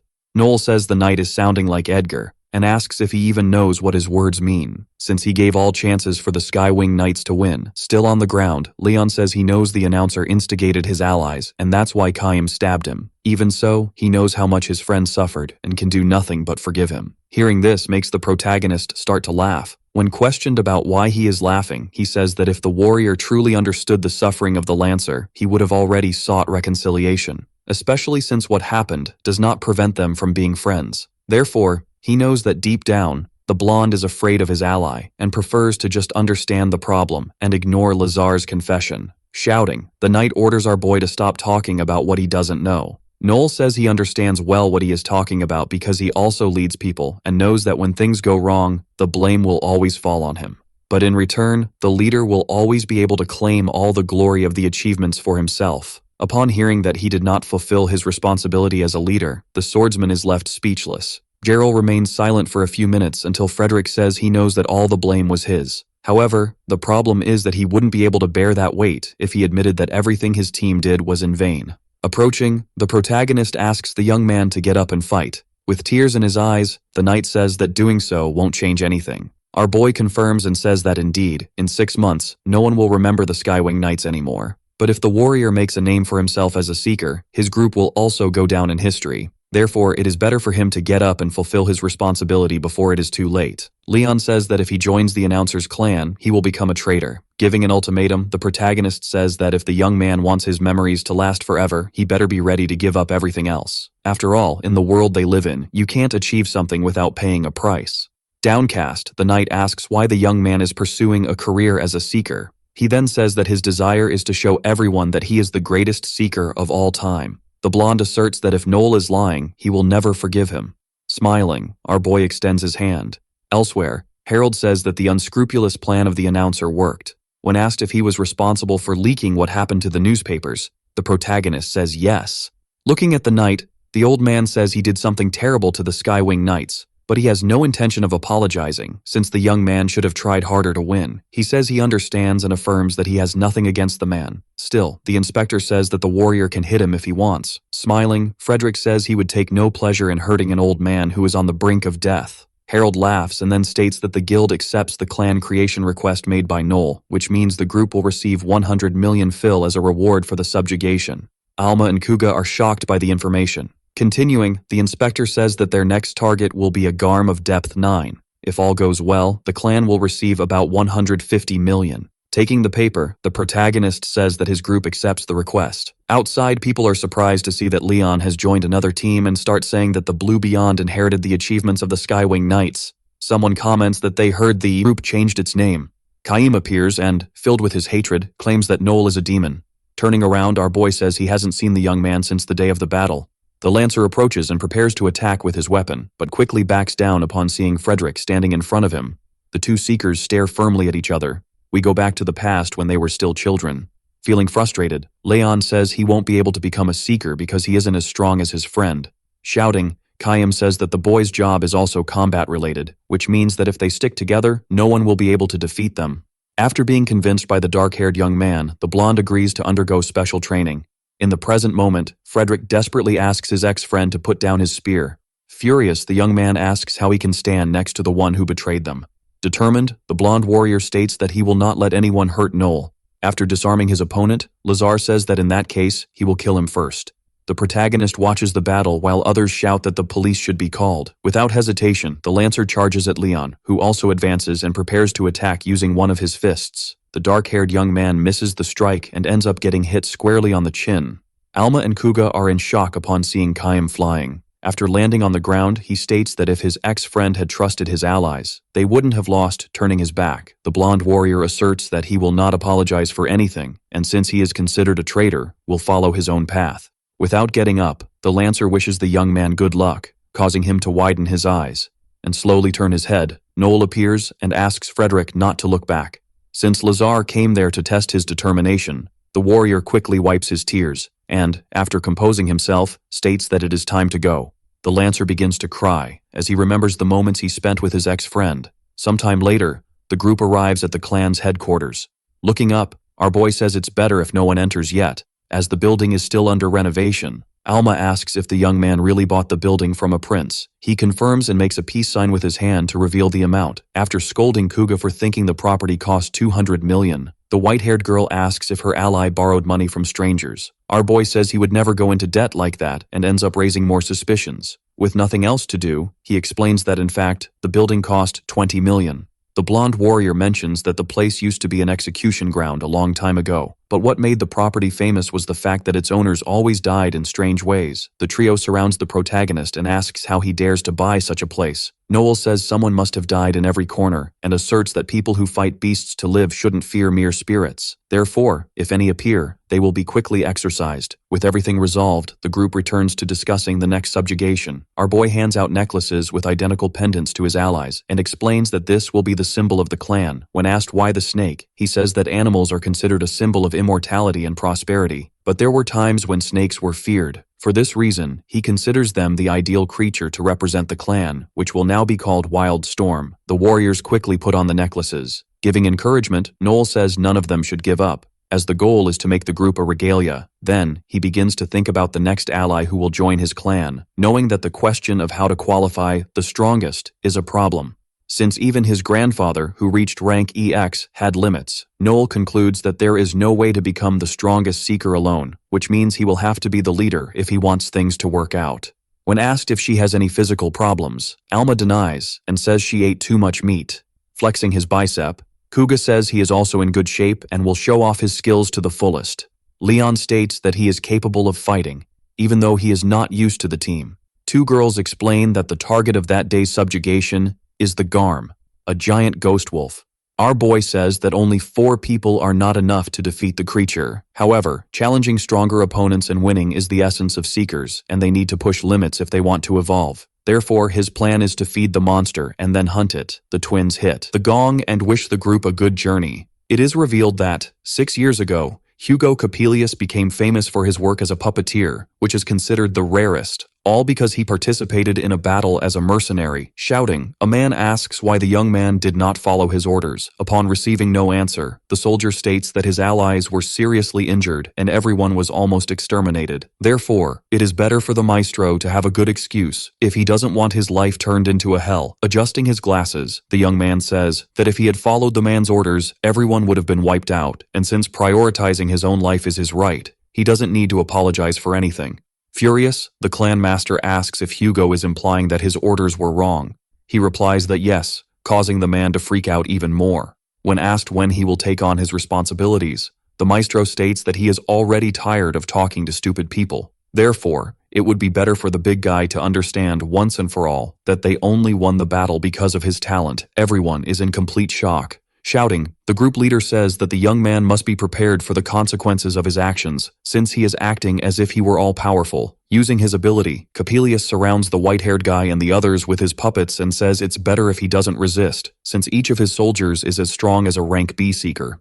Moreover, the puppets are also very sensitive to the intent to kill. Shocked, the man says that the young man should only be able to create 20 soldiers and not 200. The maestro claims he never said anything like that and reveals that he conserved his magical power to spare himself. Then, he prepares to leave and says that, still, he is always open to job offers. With a single snap of his fingers, all the puppets disappear, and from that day on, Hugo's reputation changed. 2 years later, the young man retired from battles and started making dolls, which helped him earn good money. However, during one of his deliveries, the maestro feels something strange, and upon opening his eyes again, realizes he is inside the mansion of the people who placed the order. Looking to the side, he comes across 2 skinless corpses. Suddenly, 2 soldiers appear and ask if it was the young man who did that. Screaming, Coppelius tries to explain that he only went there to deliver a doll, but ends up being taken to the police station as a suspect. At the location, the commander says that if the maestro confesses his crimes, he won't receive the maximum penalty. Handcuffed, the young man repeats once again why he was at the house. However, when asked if anyone can confirm his story, he says no. The old man then reveals that he spoke with someone who fought alongside the young man, and that person said he loves to put his life first, even if it means sacrificing his companions. Upon hearing that more people said the same thing, the young man is in complete shock. Yelling, the commander asserts that the maestro ruthlessly massacred those who loved his works and even put the skin of his victims on his dolls using a process called taxidermy. Hugo's eyes widen upon seeing an image of the crime scene. Believing that the true culprit has been caught, people began to call the young man Leather Mask, and due to all the repercussions of the case, he was sentenced to death. Back to the present moment, Kuga says that if the maestro was falsely accused, saving him is the right thing to do. Alma offers to help with the mission to get Coppelius to join the group. Our boy asks if anyone has any objections to his idea. As everyone agrees, he says there's no problem in considering the work of a puppeteer the strongest. However, his allies must never forget that true strength lies in not allowing others to have power over you, since those who stray from the herd are doomed to be devoured. Back then, Leon says that it's people like Noel who tend to devour the lost sheep. The two stare at each other for a few moments, until the protagonist says that the knight understands things very well. A little further ahead, a sudden explosion shakes the environment and catches everyone's attention.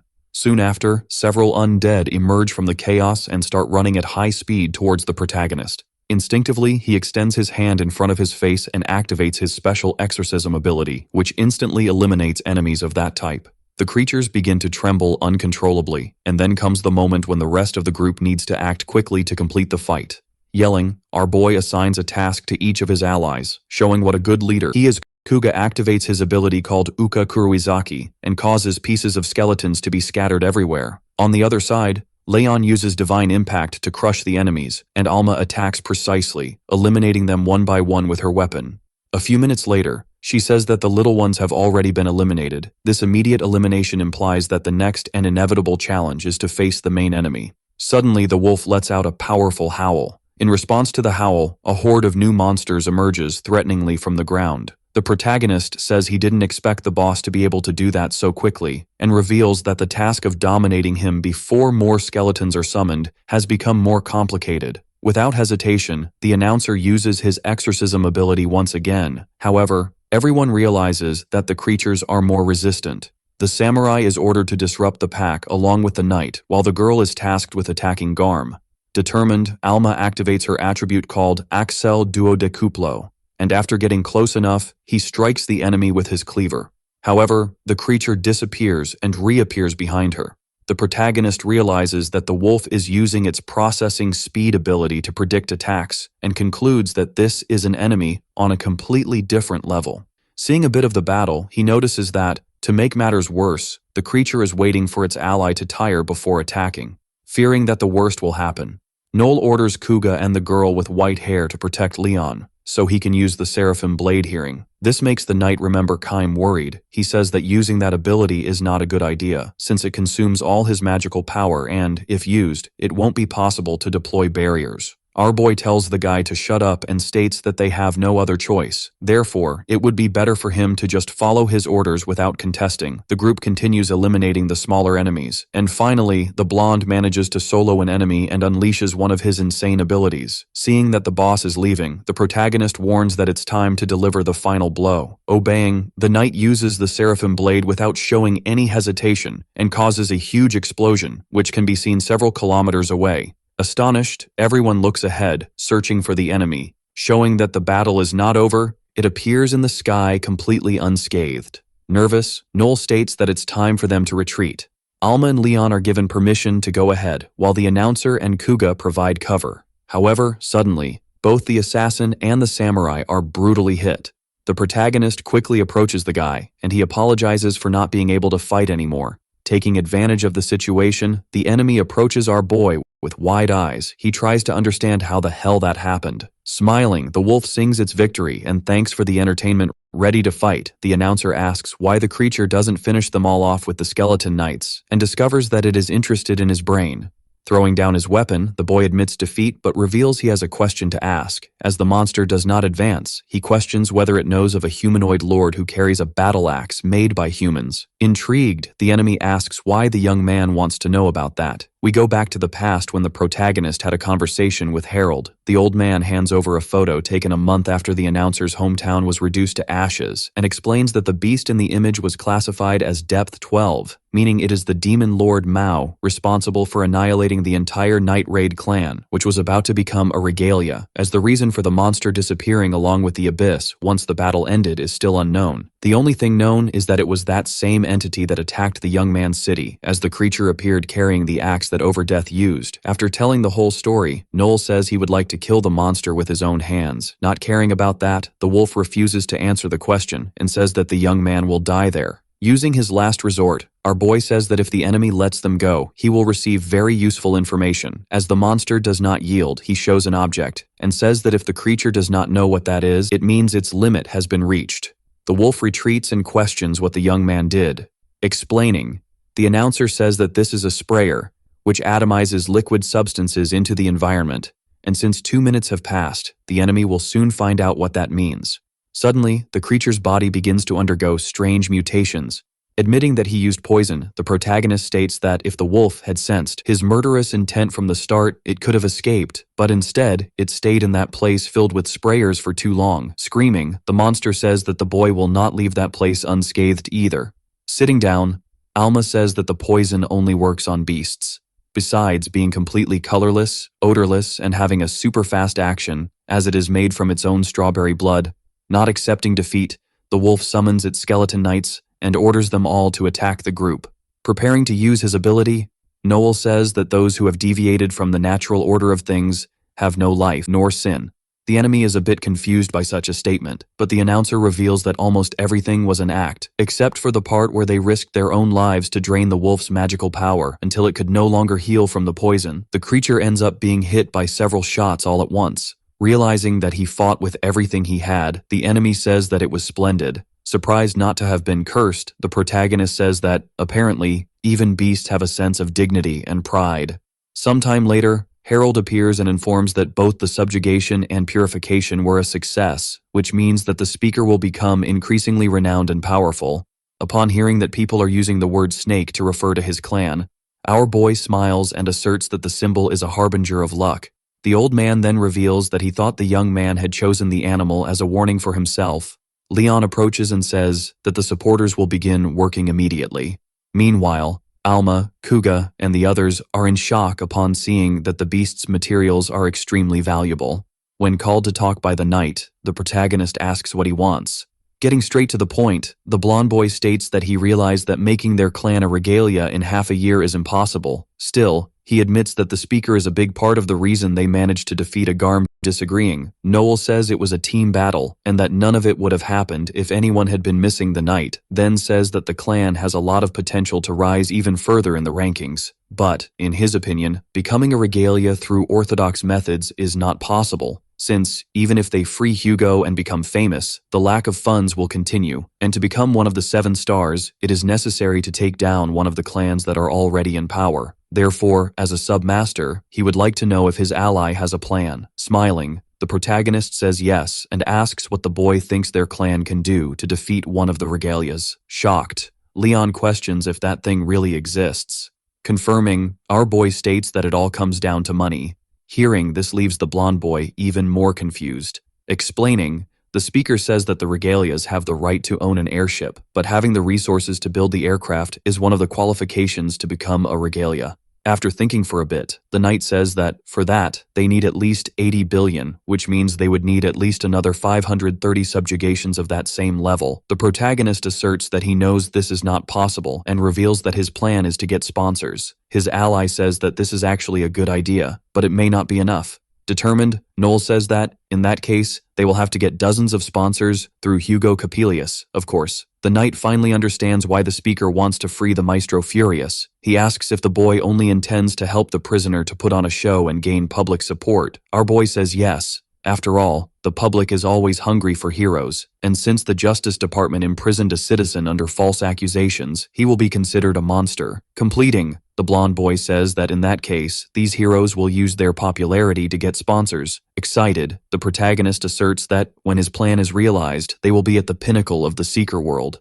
The two look at each other for a few minutes, until Frederick turns his back and says that the young man is exactly who he thought he was. Our boy says that the knight doesn't need to follow him blindly, much less obey all his orders. However, he reveals that he has no objections to the plan. Seeing his ally leaving, Noel calls him back and says he's not finished yet. The blonde boy turns around and discovers that the speaker needs his help to do a certain job. Sometime later, at the inn, Mary informs the protagonist that a journalist from Modern Opinion would like to see him. Our boy asks the maid to show the visitor where his room is. In a few minutes, the man sits down and thanks the boy for agreeing to do the interview. Due to the subjugation, the Wild Storm clan has become famous throughout the empire, which convinced the protagonist that his plan has everything and more to succeed. In the middle of the interview, he asks if the journalist has any important business to discuss later. He apologizes for looking at his watch all the time and reveals that the Seekers Guild will make a big announcement shortly. After thinking a little, the speaker states that such an announcement is related to the fact that a Valiant will emerge in a year, what would have a great impact on the economy as a whole. When asked if he is sure this is true, the young man replies yes, and shares that he heard this from the inspector responsible for his clan. Worried, the journalist says that the crossing of a Valiant would put the entire empire in danger. Putting his plan into action, Noel asks what Thomas thinks about organizing a large conference so that the masters of the clans can debate how they will deal with the arrival of the Valiant. Upon hearing that his newspaper will be responsible for writing an exclusive article about this, the man states that it is a wonderful idea. Our boy then explains that the event needs to be luxurious to increase public interest. After a bit of enthusiasm fades, the journalist asks if the other masters would agree to participate in the conference. The protagonist says he won't blame him for worrying if a clan as young as his could attract participants, and reveals that he intends to hold the event using the name of a very popular seeker known as the strongest in the entire empire. It is revealed that people of rank EX have reached the realm of the gods, and therefore, the number of seekers belonging to this category is quite small. However, being a completely outlier, Sieg Feinstein, apprentice of the former submaster of the Supreme Dragon Corps, Sharom Valentine, reached such rank while still young, and as Victor Krauser, who was the clan master, was advanced in age and his prime had already passed. Everyone began to consider the young blonde as the strongest seeker of his time, until 3 days ago, Leo Eden reached rank EX at the age of 15. We see the young man in a battle against a huge monster, and we discover that, after crushing powerful beasts, he founded the Hyaki Yako clan, which grew rapidly, to the point of receiving a seat in the regalia. Obviously, Sieg was not pleased at all to lose his title and began to follow his rival. In a mountainous area, 2 hunters celebrate having managed to hit their prey, until suddenly, a wall of stones begins to move before their eyes. At the sight of the explosion, Feinstein emerges from beneath a huge rock and tries his best to keep his legs steady so as not to crumble and end up being crushed. The young man throws the boulder away, using only his 2 hands. After finishing his training, he starts to wipe his sweat with a towel until he notices Noel's presence, who arrived there after receiving information from Loki. The protagonist is a bit surprised to see how strong someone of rank EX is, and states that he did not expect the young man to be so hardworking, to the point of training by lifting 4,000 tons. Cooling off, the warrior thanks for the compliment, even though being called hardworking does not please him much, since such a term is not a symbol of honor.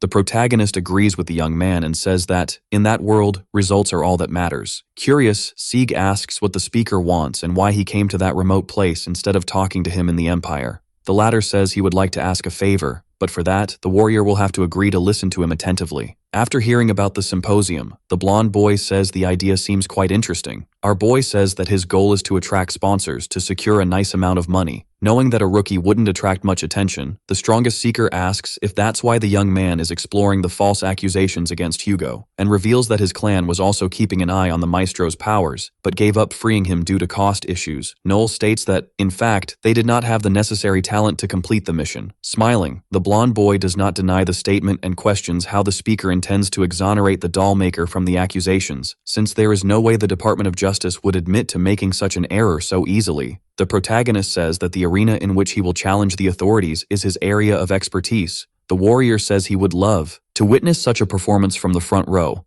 but it wouldn't be good for him if this plan worked, as they are competitors. The speaker states that if the young man helps him, he will have the opportunity to fight Leo. Hearing this name makes the blonde boy remember how his reputation has been ruined since he became known as the second strongest. Giving a little smile, Noel states that he can make the battle happen, even wanting very much to prove he is the strongest. Sieg says he needs to consider his position as submaster of his clan. Insisting, our boy says he will put the warrior in a position that will make everyone approve of the fight. When questioned about how he will do this, he reveals that his plan is to make the Wild Tempest become a regalia in 6 months. That way, when it happens, his idea is to ask the Emperor for permission in person. If he says yes, the first fighting tournament where all seekers will be allowed to enter will be held. Hearing this leaves the blonde boy completely in shock. We are taken to the Orc Club Bar, which has become famous due to the emergence of 4 promising groups. These are the Blue Beyond, the Light Uning Bite, the Fist King Society, and the Crimson Might Blossom. The 3 leaders ask the protagonist to get straight to the point about why he called them. Obeying, our boy says that, in the near future, there will be a great festival, since the last one was held about 40 years ago.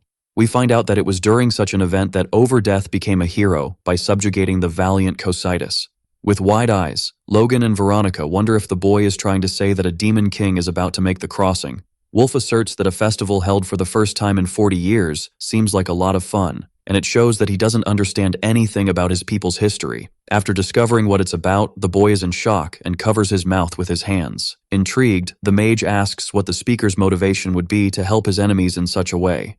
Drinking his wine, the protagonist says that, in fact, no one there can defeat him. Furious, the girl says that his reputation isn't good and asks if it wouldn't be better to control himself just a little. Hearing complaints about bringing the Yakuza to the bar, our boy apologizes and says he didn't know the young woman was so afraid of them. Then, he decides to provide additional information and reveals that Leon, from the Skywing Knights, is now part of his clan. Everyone is left speechless, as such information means they have been outmaneuvered. The protagonist asserts that, as Overdeath's successor, it took too long to produce results. When questioned about why he failed a major request recently, Wolf starts to stutter. Noel then says that the target of the subjugation was a level 5 beast. But still, the young man's group should have been able to come out victorious if he hadn't been so negligent as a leader. Continuing, our boy says that Veronica and Logan are in the same situation, as they should have already started taking on bigger requests. Hearing from the short-haired guy that this isn't his concern, the speaker asks what he is so afraid of, and why none of them stepped forward while he started from scratch. The 3 leaders fall completely silent. Withdrawing, the protagonist states that if they are going to do things halfway, it's better for them to just give up. The mage calls the speaker to congratulate him on the creation of the clan. However, he says he will only accept the compliments when the young woman is in a position to give them. Furious, Veronica recalls when the speaker suddenly stole all the requests from her group, and she questions, shouting, if the 2 warriors have forgotten the conversation they had before about uniting the 3 groups into one. We find out that the girl intends to do this so they can rise as a clan. Worried, Wolf asserts that if the merger happens, the hierarchy among the groups will change completely. Therefore, he cannot make such a decision immediately. Unlike the boy, Logan says he agrees to participate in the merger, since this is the only plausible choice if they want to make a name and enter the battle against the Valiant. The mage asks if the hooded young man can manage without the help of the other 2 groups. Thinking, Howlett convinces himself that he is not capable of moving up the stairs like Noel, and wonders if he will be the leader after the merger happens. Wolf agrees to join the plan, but states that they will have to duel to choose the chief.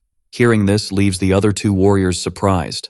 Furious, the short-haired guy asks what the young man is thinking to propose. Such an absurdity. The mage asserts that the organization should be led by the strongest among them. Even hating that idea, Logan decides not to back down. Veronica says she will inform the duo about the date and location later. Then, she extends her hand and asks if they will fight barbarically, as Seekers do. Confirming, the 2 boys also join their hands in the center.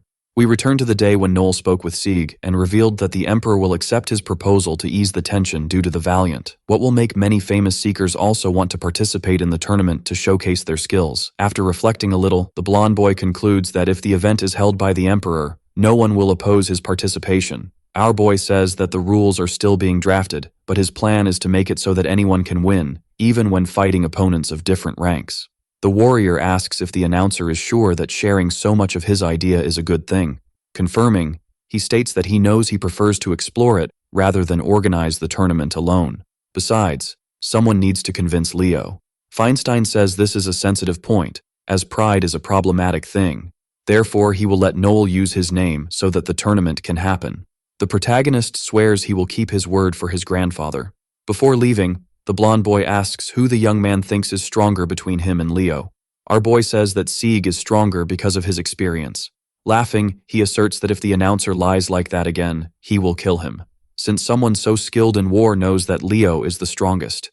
When asked why he wants to fight even knowing he is the weakest, the young man says he can't stand people stronger than him. Watching the warrior walk away, the protagonist says he actually likes that side of him.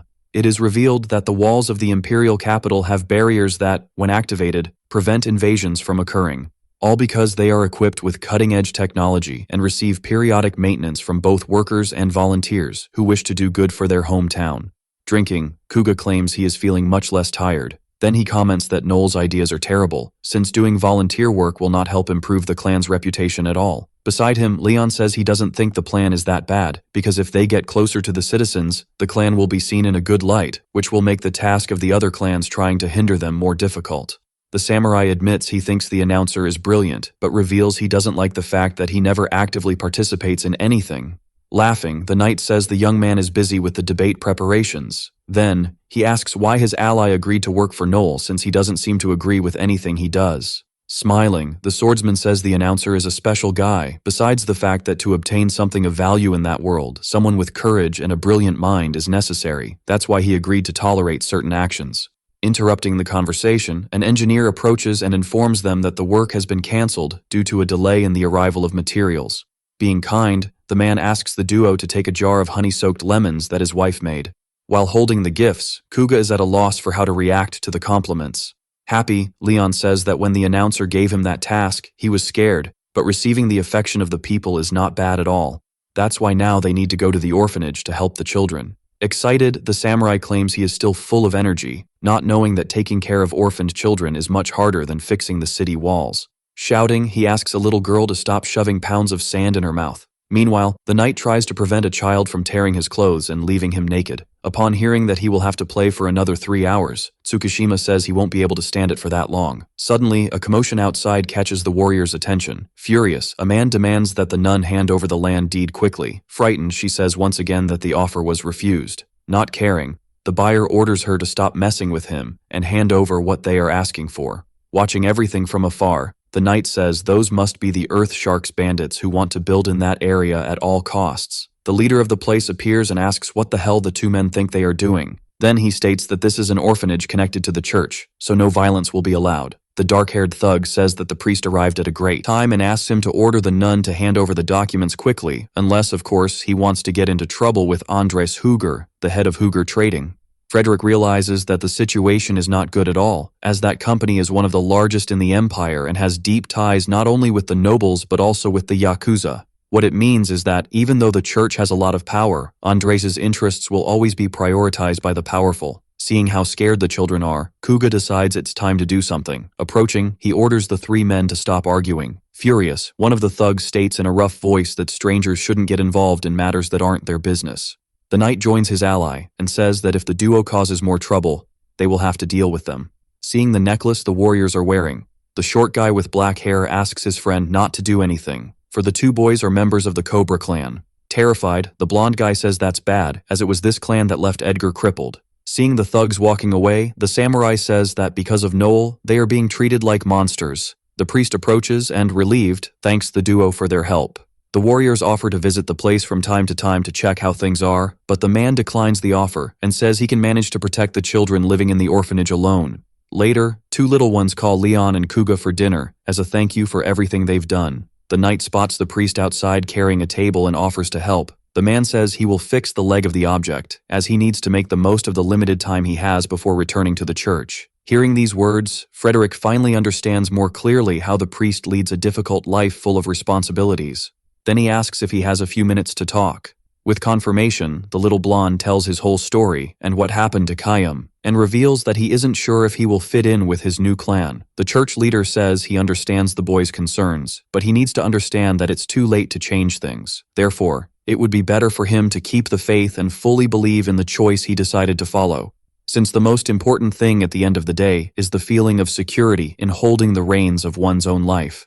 Upon hearing that he shouldn't forget to serve only himself, the knight thanks for the advice and says he is feeling a little better. When the little blonde steps away, the priest says that the young man is incapable of moving forward without a clear path, which makes him quite similar to ants. Without hesitation, he crushes one of the insects that was under the table, showing that his intentions are not so pure after all. Far from there, the two thugs wonder what they will do if they can't get the deeds, until the dark-haired guy states that it will be necessary to set the orphanage on fire and reduce it to ashes, since they have given every possible chance for the situation to be resolved peacefully.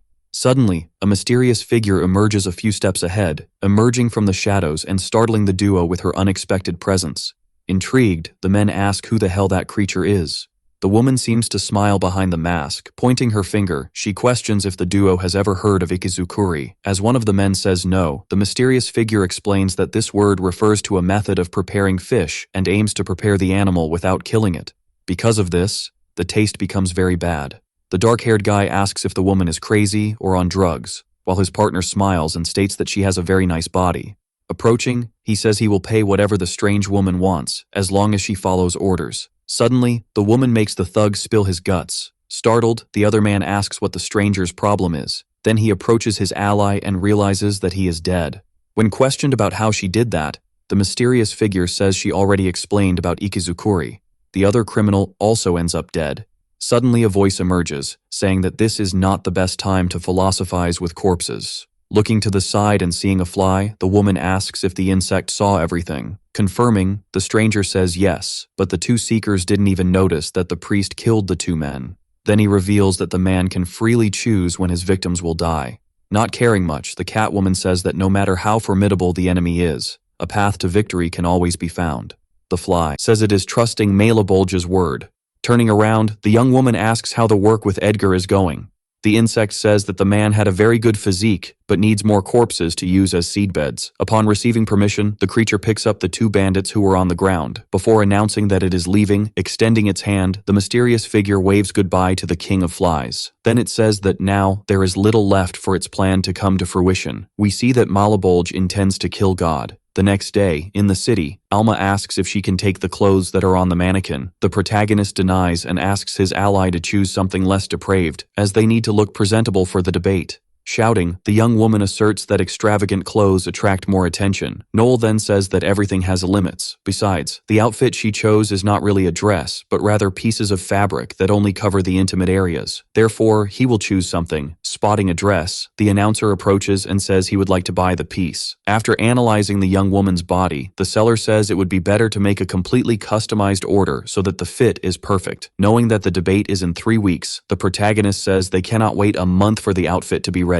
Determined to close the deal, the woman suggests that the girl wear underwear that reduces the size of the airbags. In the fitting room, Ludicare asks if this type of outfit doesn't hurt. The seller offers to help the young woman with the final adjustments. However, she ends up making things worse, causing the warrior to start screaming. Outside, our boy finds the situation amusing. Suddenly, Leisha enters the store and is surprised to see the boy. When asked what he is doing there, he says that this is his line. The elf questions whether the announcer has a thing for transvestites, leaving Noel quite irritated. After some explanations, the young woman says she is going to meet her group, all because of the announcer, who did something unnecessary. In his defense, our boy says he did something good, as he is sure that, after the merger, the clan should be approved by the guild. Even agreeing, the girl states that things wouldn't happen so quickly if he hadn't interfered. Then she reveals that she finds sudden changes very frightening, because regardless of who wins, things will never be the same again. Noel says he understands how the elf feels, but she needs to understand that something that never changes does not exist, and being stagnant is the same as waiting for a slow and gradual death. Thus, if she really considers this important, she shouldn't be afraid. Smiling, the girl says she is older than the young man, and shouldn't be receiving a sermon.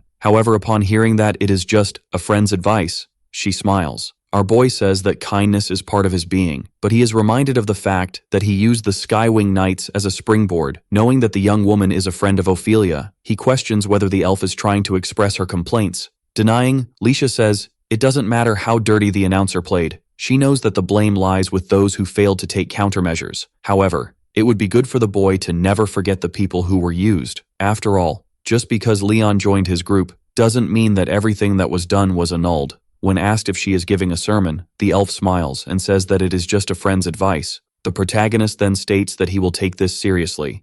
Inside the arena, Wolf states that the winner of the duel will be the leader after the merger. Therefore, everyone present will be witnesses. The guy with long hair asks if the boy is sure he wants to start without Leisha's presence. Approaching, the elf is surprised by the announcement of the duel's start. Her ally shouts that she is late, but her jaw drops upon seeing that the protagonist is also present. The girl with long hair asks Noel to be one of the witnesses. Even though he doesn't like the request, our boy decides to accept because they are from the same court. With everything settled, the fighters take their positions. The protagonist raises his weapon and fires, starting the battle. A few minutes pass and the trio remains still. Intrigued, Alma questions whether they are trying to profit from the fight of the other two. Our boy says no and explains that the battle is for leadership after the merger. Therefore, even if sidelining the original group members is a good strategy, the new members will be unhappy. Understanding the situation, the short-haired girl says that, in that case, they need to win and show the others that they have what it takes to be a leader. When asked who will be the winner, Noel thinks for a moment and states that the mage will probably come out on top. On the battlefield, Veronica uses her ability called Blaze Raptor, forcing her opponents to act quickly to defend themselves. With his arms crossed, the protagonist says that the young woman is a very strong woman, besides being very much like him. His ally remarks that, in that case, the mage has a terrible personality. But our boy asserts that, in fact, the girl is good at manipulating the situation to her advantage. He then comments that the Seeker is preparing a big move while keeping her opponents under control. Wolf and Logan try their best not to be hit by the bird. However, the mage uses her other ability and catches the short-haired guy by surprise. Showing that he is not that weak, the warrior uses Shikuchi Zeku to close the distance between them. The blonde girl receives a slap right in the face and falls hard to the ground. Her allies become very worried. Alma says that this time, the protagonist's predictions seem to be wrong.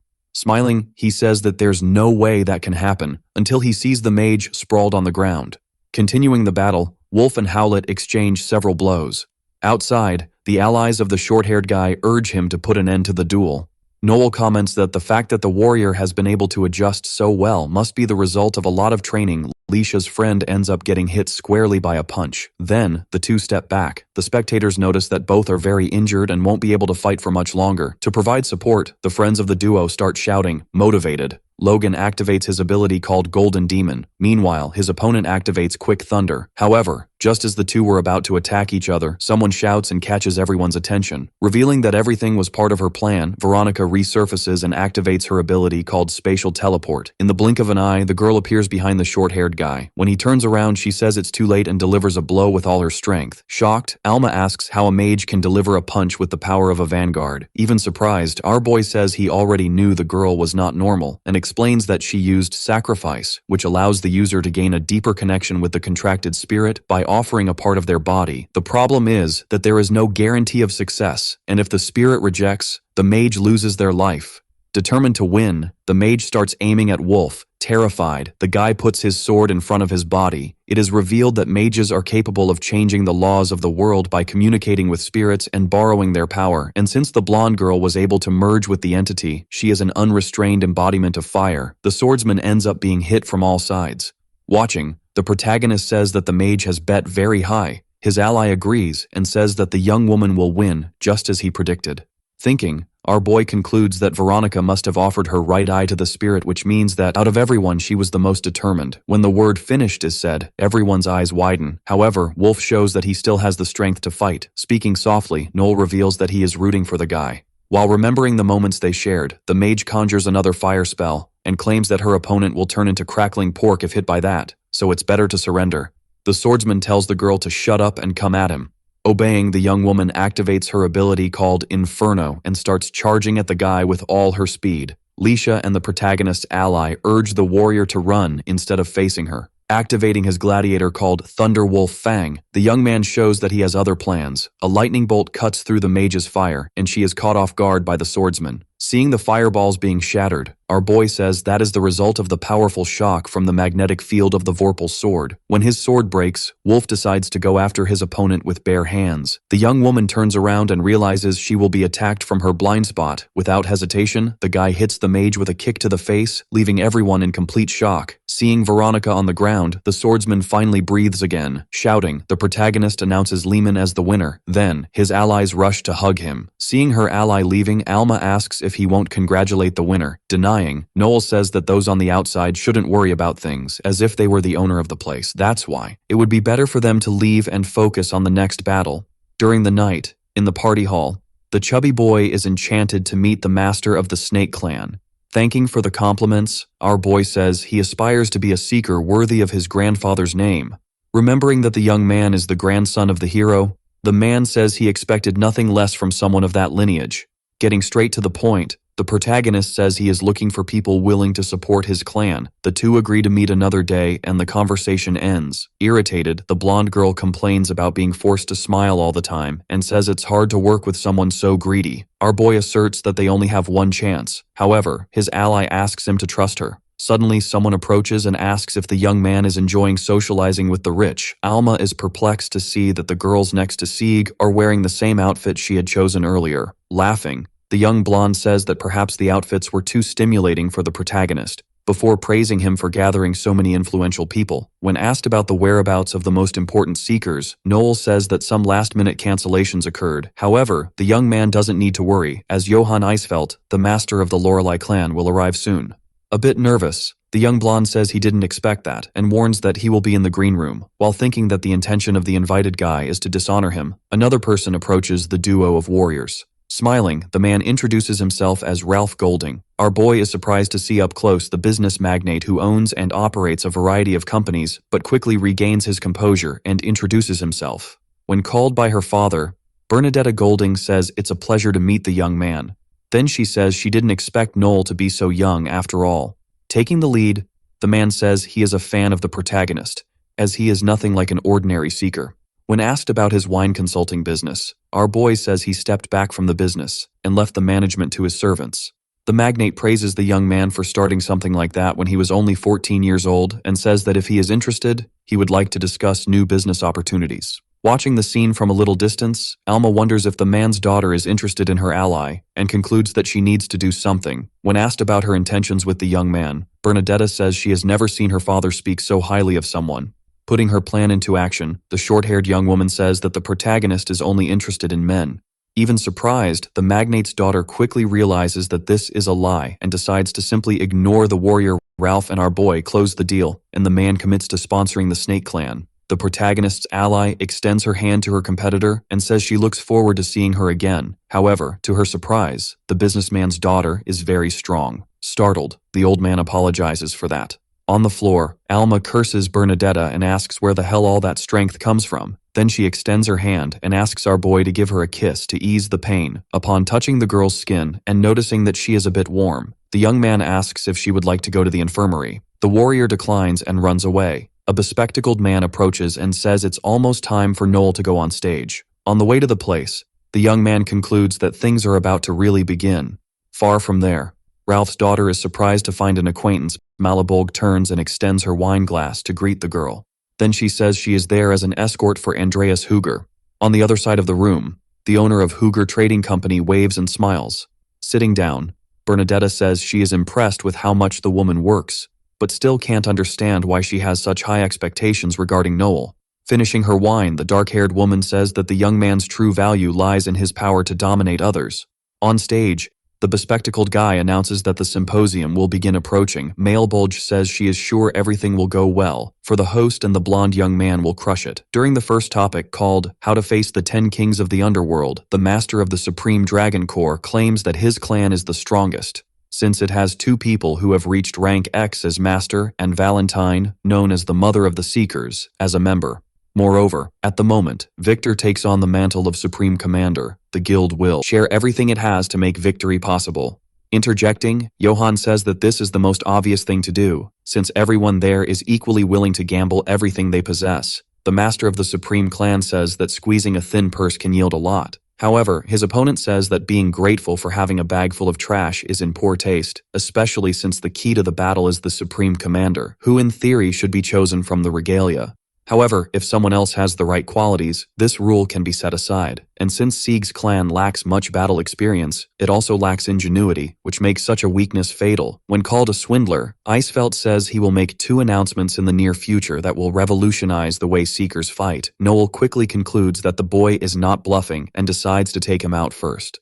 Joining the conversation, he says that apparently all his opponents can do is showcase their own strength. Intrigued, the master of the Lorelei clan questions what someone who is not a regalia has to say. Smiling, the protagonist says that making it seem like no one is qualified to speak except those who are part of the group is the same as belittling everyone in the audience, and as in case of emergency, it is the property of the people watching that will be used. Belittling someone that way with words is outrageous, especially because, to defeat a valiant, it is necessary for the entire empire to unite. Ending his speech, our boy announces that he will provide a platform for citizens to know between him and choose the most suitable commander. Everyone is shocked to understand that the boy intends to join the regalia. Laughing, Johan says there's no way that can happen, not caring. Noel states that his clan will defeat a lord in no time, as he is the success of Overdeath. Irritated, the young blonde says it's a shame that the announcer hides behind his grandfather's prestige. The protagonist says he was taught by the only seeker who took down a valiant, and therefore is the most qualified to be the supreme commander, leaving the entire audience speechless thinking. Sieg convinces himself that the young man is bluffing, all to become the supreme commander and unite all clans to dominate them, which makes him more dangerous than Icefelt. Determined to test one thing, he asks if the protagonist could show if his qualities are real. Our boy says he doesn't mind doing that and heads to the center of the stage. Holding his fist with one hand, he faces the audience and says that, as everyone knows, regalia is a title granted by the emperor, which means that the clan worthy of this title must also be devoted to the empire. Therefore, to prove that his group is worthy of becoming a regalia, he promises to eradicate one of the most prevalent evils in the capital, which is fraud. Noel snaps his fingers to call his guest. Upon seeing Lord Lester Graham, former Deputy Attorney General, the entire audience goes wild. The protagonist says that the man is there to testify on behalf of justice and questions if everyone there remembers Hugo Capelius. Hearing that name makes the spectators' jaws drop. Then, they ask what a death row inmate has to do with that situation. Explaining, our boy says that 2 years ago, a wealthy family was murdered by the doll maker who earned the nickname Leather Mask for taking the skin of his victims and gluing it to the toys as if he were taxidermizing. He then states that criminals who stray from the path of humanity must always receive the maximum penalty. However, what no one knows is that Hugo was falsely accused and the real culprit is still at large. Civilians ask Lester if that is true. When called, the old man approaches the protagonist and prepares to begin his testimony. Speaking softly, Noel says that if the man doesn't do it right, everyone will know of his interest in minors. Shouting, the former attorney asserts that the boy spoke the truth and reveals that the doll maker was unconscious at the crime scene when he was arrested, but continuing the investigation would delay the resolution of the case. In this way, to maintain its reputation, the Justice Department decided to simply turn a blind eye to the possibility that the conviction might be unjust. When asked who the real culprit would be, Lester says that on the day of the crime, an anonymous tip came through the police communicator. But things didn't add up, as the person reported hearing screams outside the complex, even though the mansion was soundproof. As the Attorney General, he insisted that the case be reopened, but his words were ignored. Even so, his greatest wish is for Hugo to be freed, and the true culprit to be found. With everything clarified, the protagonist states that such negligence is unforgivable. And since the young prisoner is very talented, his presence in the upcoming battle is vital. Therefore, he will rescue him and prove that the Seekers do more than hunt beasts. Everyone starts to applaud the young man, but Alma shows with her gaze that something is wrong. Sometime later, the former prosecutor receives praise for his testimony. Thinking, Noel concludes that if the man is reinstated to his position, he will gain a powerful connection within the country, and the best part is that the brain behind the incident is among them. Sieg says he didn't expect the young man to exploit the former Attorney General, but now he would like to warn that everyone will see the same as a threat, which includes him. Furious, Johan vows to take revenge for all that humiliation. Watching from afar, Malabolga asks if her ally knows that snakes can only move forward. With her arms crossed, Bernadetta says that's why she is guiding the young man that way. On stage, Icefelt manages to regain his posture and smiles as if he has one last card up his sleeve. Excited, the woman with black hair asserts that the false messiah must be eliminated at all costs. A week later, at the Wild Tempest clan's house, Finocchio asks Noel what it's like to become a public hero overnight. The protagonist listens attentively as the man reads the news stating that the Justice Department is suspected of a great wrongdoing. Throwing the newspaper on the floor, Perot says he didn't expect a 16-year-old brat to be capable of that. When asked about the brain behind it all, our boy says he caught him in a trap. Curious, the merchant asks if that's why the young man decided to hold the symposium. Confirming, the protagonist says he invited everyone he suspected and paid attention to their reactions during Lester's testimony, along with Elma, who was monitoring the guests' heart rates. Thus, they discovered that Andreas Huger, one of the VIPs linked to the Luciano family, is the true culprit. With his hand on his head, Bargini says the man has a close relationship with his leader and made a fortune smuggling beast materials. Our boy states that this is a serious crime. The blonde guy says he knows that and recounts that Huger was discovered by his rival and began to be blackmailed. Noel quickly understands that the rival was the wealthy person who was murdered. Looking out the window, Perot says the young man is quite the actor and claims he will kill him for having used him.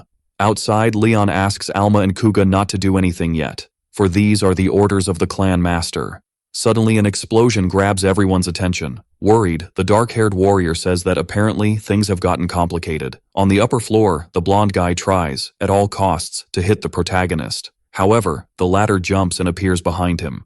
Determined, the enemy does a somersault and, getting close enough, delivers a kick. Our boy fires his weapon, but his opponent catches the bullets between his fingers and asks if the young man really thinks he can kill him with a toy like that. At the same time, he thinks about how he will defeat someone who has an advantage in terms of class and rank superiority. Noticing how confident Noel is, the man says his allies won't come to rescue him. Mockingly, the protagonist says that the fact Finocchio tried to probe him only proves how scared he is. Failing once again, the blonde guy says that was a nice attempt to provoke him. Our boy watches his opponent's leg coming toward him, and loudly says the name Alessio Luciano. When asked what he is up to, he waves his hands and states that the magical enchantment stopped the furious demon. Furious, Perot asks why the hell the young man mentioned the name of the second generation. After sitting down, Noel says that Alessio is the biological son of the current president and deputy head of the main family, which means the man is the boss of the blonde guy. The enemy is shocked to read on a piece of paper about a fighting tournament that will be open to all seekers. Smiling, the protagonist says that the event will be the Empire's first official fighting tournament. After freaking out, the clown finally realizes that this is precisely the only moment when something like this can be done. Giving more details, our boy says that the tournament will also serve as a military exercise, making such an endeavor very profitable, and reveals that he made a deal with the president's son with the intention of making him abandon Andreas. A few minutes later, the protagonist starts laughing and says that in fact, it was all a joke. However, when his fun is cut short, he says that Bargini is nothing but a little dog who will have all his territory divided according to the whims of the president's son, unless, of course, he turns against his own boss. Shouting, our boy says that if the man doesn't have the courage to do that, he shouldn't be considered a yakuza. Perot starts to walk backward, completely distraught. Irritated, Noel asks how far he intends to retreat. On his way home, the blonde man thinks about what happened, and we find out that he agreed to be part of the plan, but only after asking how the young man is so sure that his fate will be different from Andreas's, upon hearing from the protagonist that his death will go down in history. Finocchio is convinced that being on the young man's side is the right thing to do. In the office, Leon says he doubted his master's sanity for a moment. Then they start talking about how the place will be redecorated. Far from there, Hugo realizes that something strange is happening. In the hallway, two guards talk about the fact that the Justice Department has admitted to conducting illegal investigations. One of the men asks if this isn't just a simple power struggle. Meanwhile, the prisoner talks to his past selves. His child self tries to convince him that Noel will exploit him, while his adult version claims that the boy was the only one willing to help him. Suddenly, a very loud scream catches his attention. Seeing a puddle of strawberry juice on the floor, the man gets scared. And everything gets even worse when he realizes there are hooded figures outside his cell. We go back a few minutes. Alma says that 3 enemies have appeared. Our boy then says that Finocchio told him Andreas was making some suspicious moves and intended to blame everything on the department. Thus, to prevent the worst from happening, he prepared something. His allies are shocked to see a bomb detonator. However, the protagonist explains that he hired Loki to set up some explosives around the prison perimeter, so, when the explosion happens, everyone should run for the rescue. Confused, Leon asks if the young man is really going to use such a barbaric method, and states that he didn't join the group to turn against the Empire. Sitting down, Noel says he knows that turning an entire country into your enemy is a frightening thing, but if it were Kime behind bars, the warrior wouldn't think twice about acting furious. The blonde boy asks our boy not to talk about what he doesn't know. Unfazed, the protagonist says that the duo lost to him. Therefore, it's better for his ally to stop thinking that living honestly brings any reward. since a person's true worth is tested when they face choices that go beyond the norms accepted by society. Giving an ultimatum, our boy asks if Leon really thinks that cowardly people who only choose safe methods are necessary in a battle. The warrior closes his eyes and extends his hand before offering to press the button, since, as the clan's submaster, he cannot let his ally take all the responsibility. Smiling, the protagonist hands over the device, while thinking that if the young man doesn't press the button, he will remain an ordinary person. Impatient, Alma asks her friend to just do what needs to be done. He complies, and everyone turns to the prison. Kuga says that Leon is indeed a demon. On the inside, the commander says that if there are more than 3 people attacking the place, they won't be able to win. The soldier warns that he just received a report stating that the riot squad is losing to 2 enemies. And moreover, Hugo took advantage of the situation to escape desperate. The old man wonders if it is the Justice Department behind it all. However, Noel enters the room with his group and, smiling, states that apparently, the men are in a complicated situation. Frightened, the commander asks why they are there. Lying, our boy says that he and his group were worried when they saw the explosion and decided to help. When asked about the situation, a soldier says that their allies are being pushed back by the enemy. Meanwhile, the remaining aggressor started to chase the escaped prisoner. The protagonist asks who would be the mastermind behind the attack, and who else would benefit from Hugo's death. Hearing that, in the end, someone will take the blame, the dark-haired man becomes even more nervous. Our boy says that apparently the man doesn't have enough combat strength, but if he wants to trust the people who reported the current Minister of Justice's misconduct, his group would like to help. Without a second thought, the commander says that the young man can handle everything. The protagonist's team comments on how he continues to excel at exploiting people's weaknesses. Loki appears and says he brought what was requested. Ready to start, Noel asks Leon to take 2 people and assist the anti-riot squad, while he will go straight to the roof to deliver a gift to the fugitive. We see Coppelius running again. Suddenly, a hooded figure appears and attacks him with a huge sword. Free from his shackles, the young man decides to go all in and activates his puppet manipulation ability called Creation, but ends up feeling a lot of pain. Seeing the prisoner on the ground, the unknown figure approaches to finish the job. Our boy appears in the air and, using his weapon, fires at the assassin. Hugo is confused when he receives a jewel from the young man, but quickly removes the object from around his neck. Furious, the enemy attacks again wildly. However, the ex-prisoner manages to block the blow with his power. The mercenary is not pleased to be pushed back. When hit once more, the young man uses his ability called Combat Variation, causing a huge puppet to appear and throw the enemy far away with all its might. After putting on the clothes he used to wear before everything happened, Coppelius smirks before using his attribute of 3 launchers. The mercenary ends up being hit in different spots. Watching everything, the protagonist can't believe the young man was able to create 3 soldiers in such a short time, but soon turns his attention back to the hooded figure and asserts that he is definitely Edgar, also known as the attack captain of the War Eagle.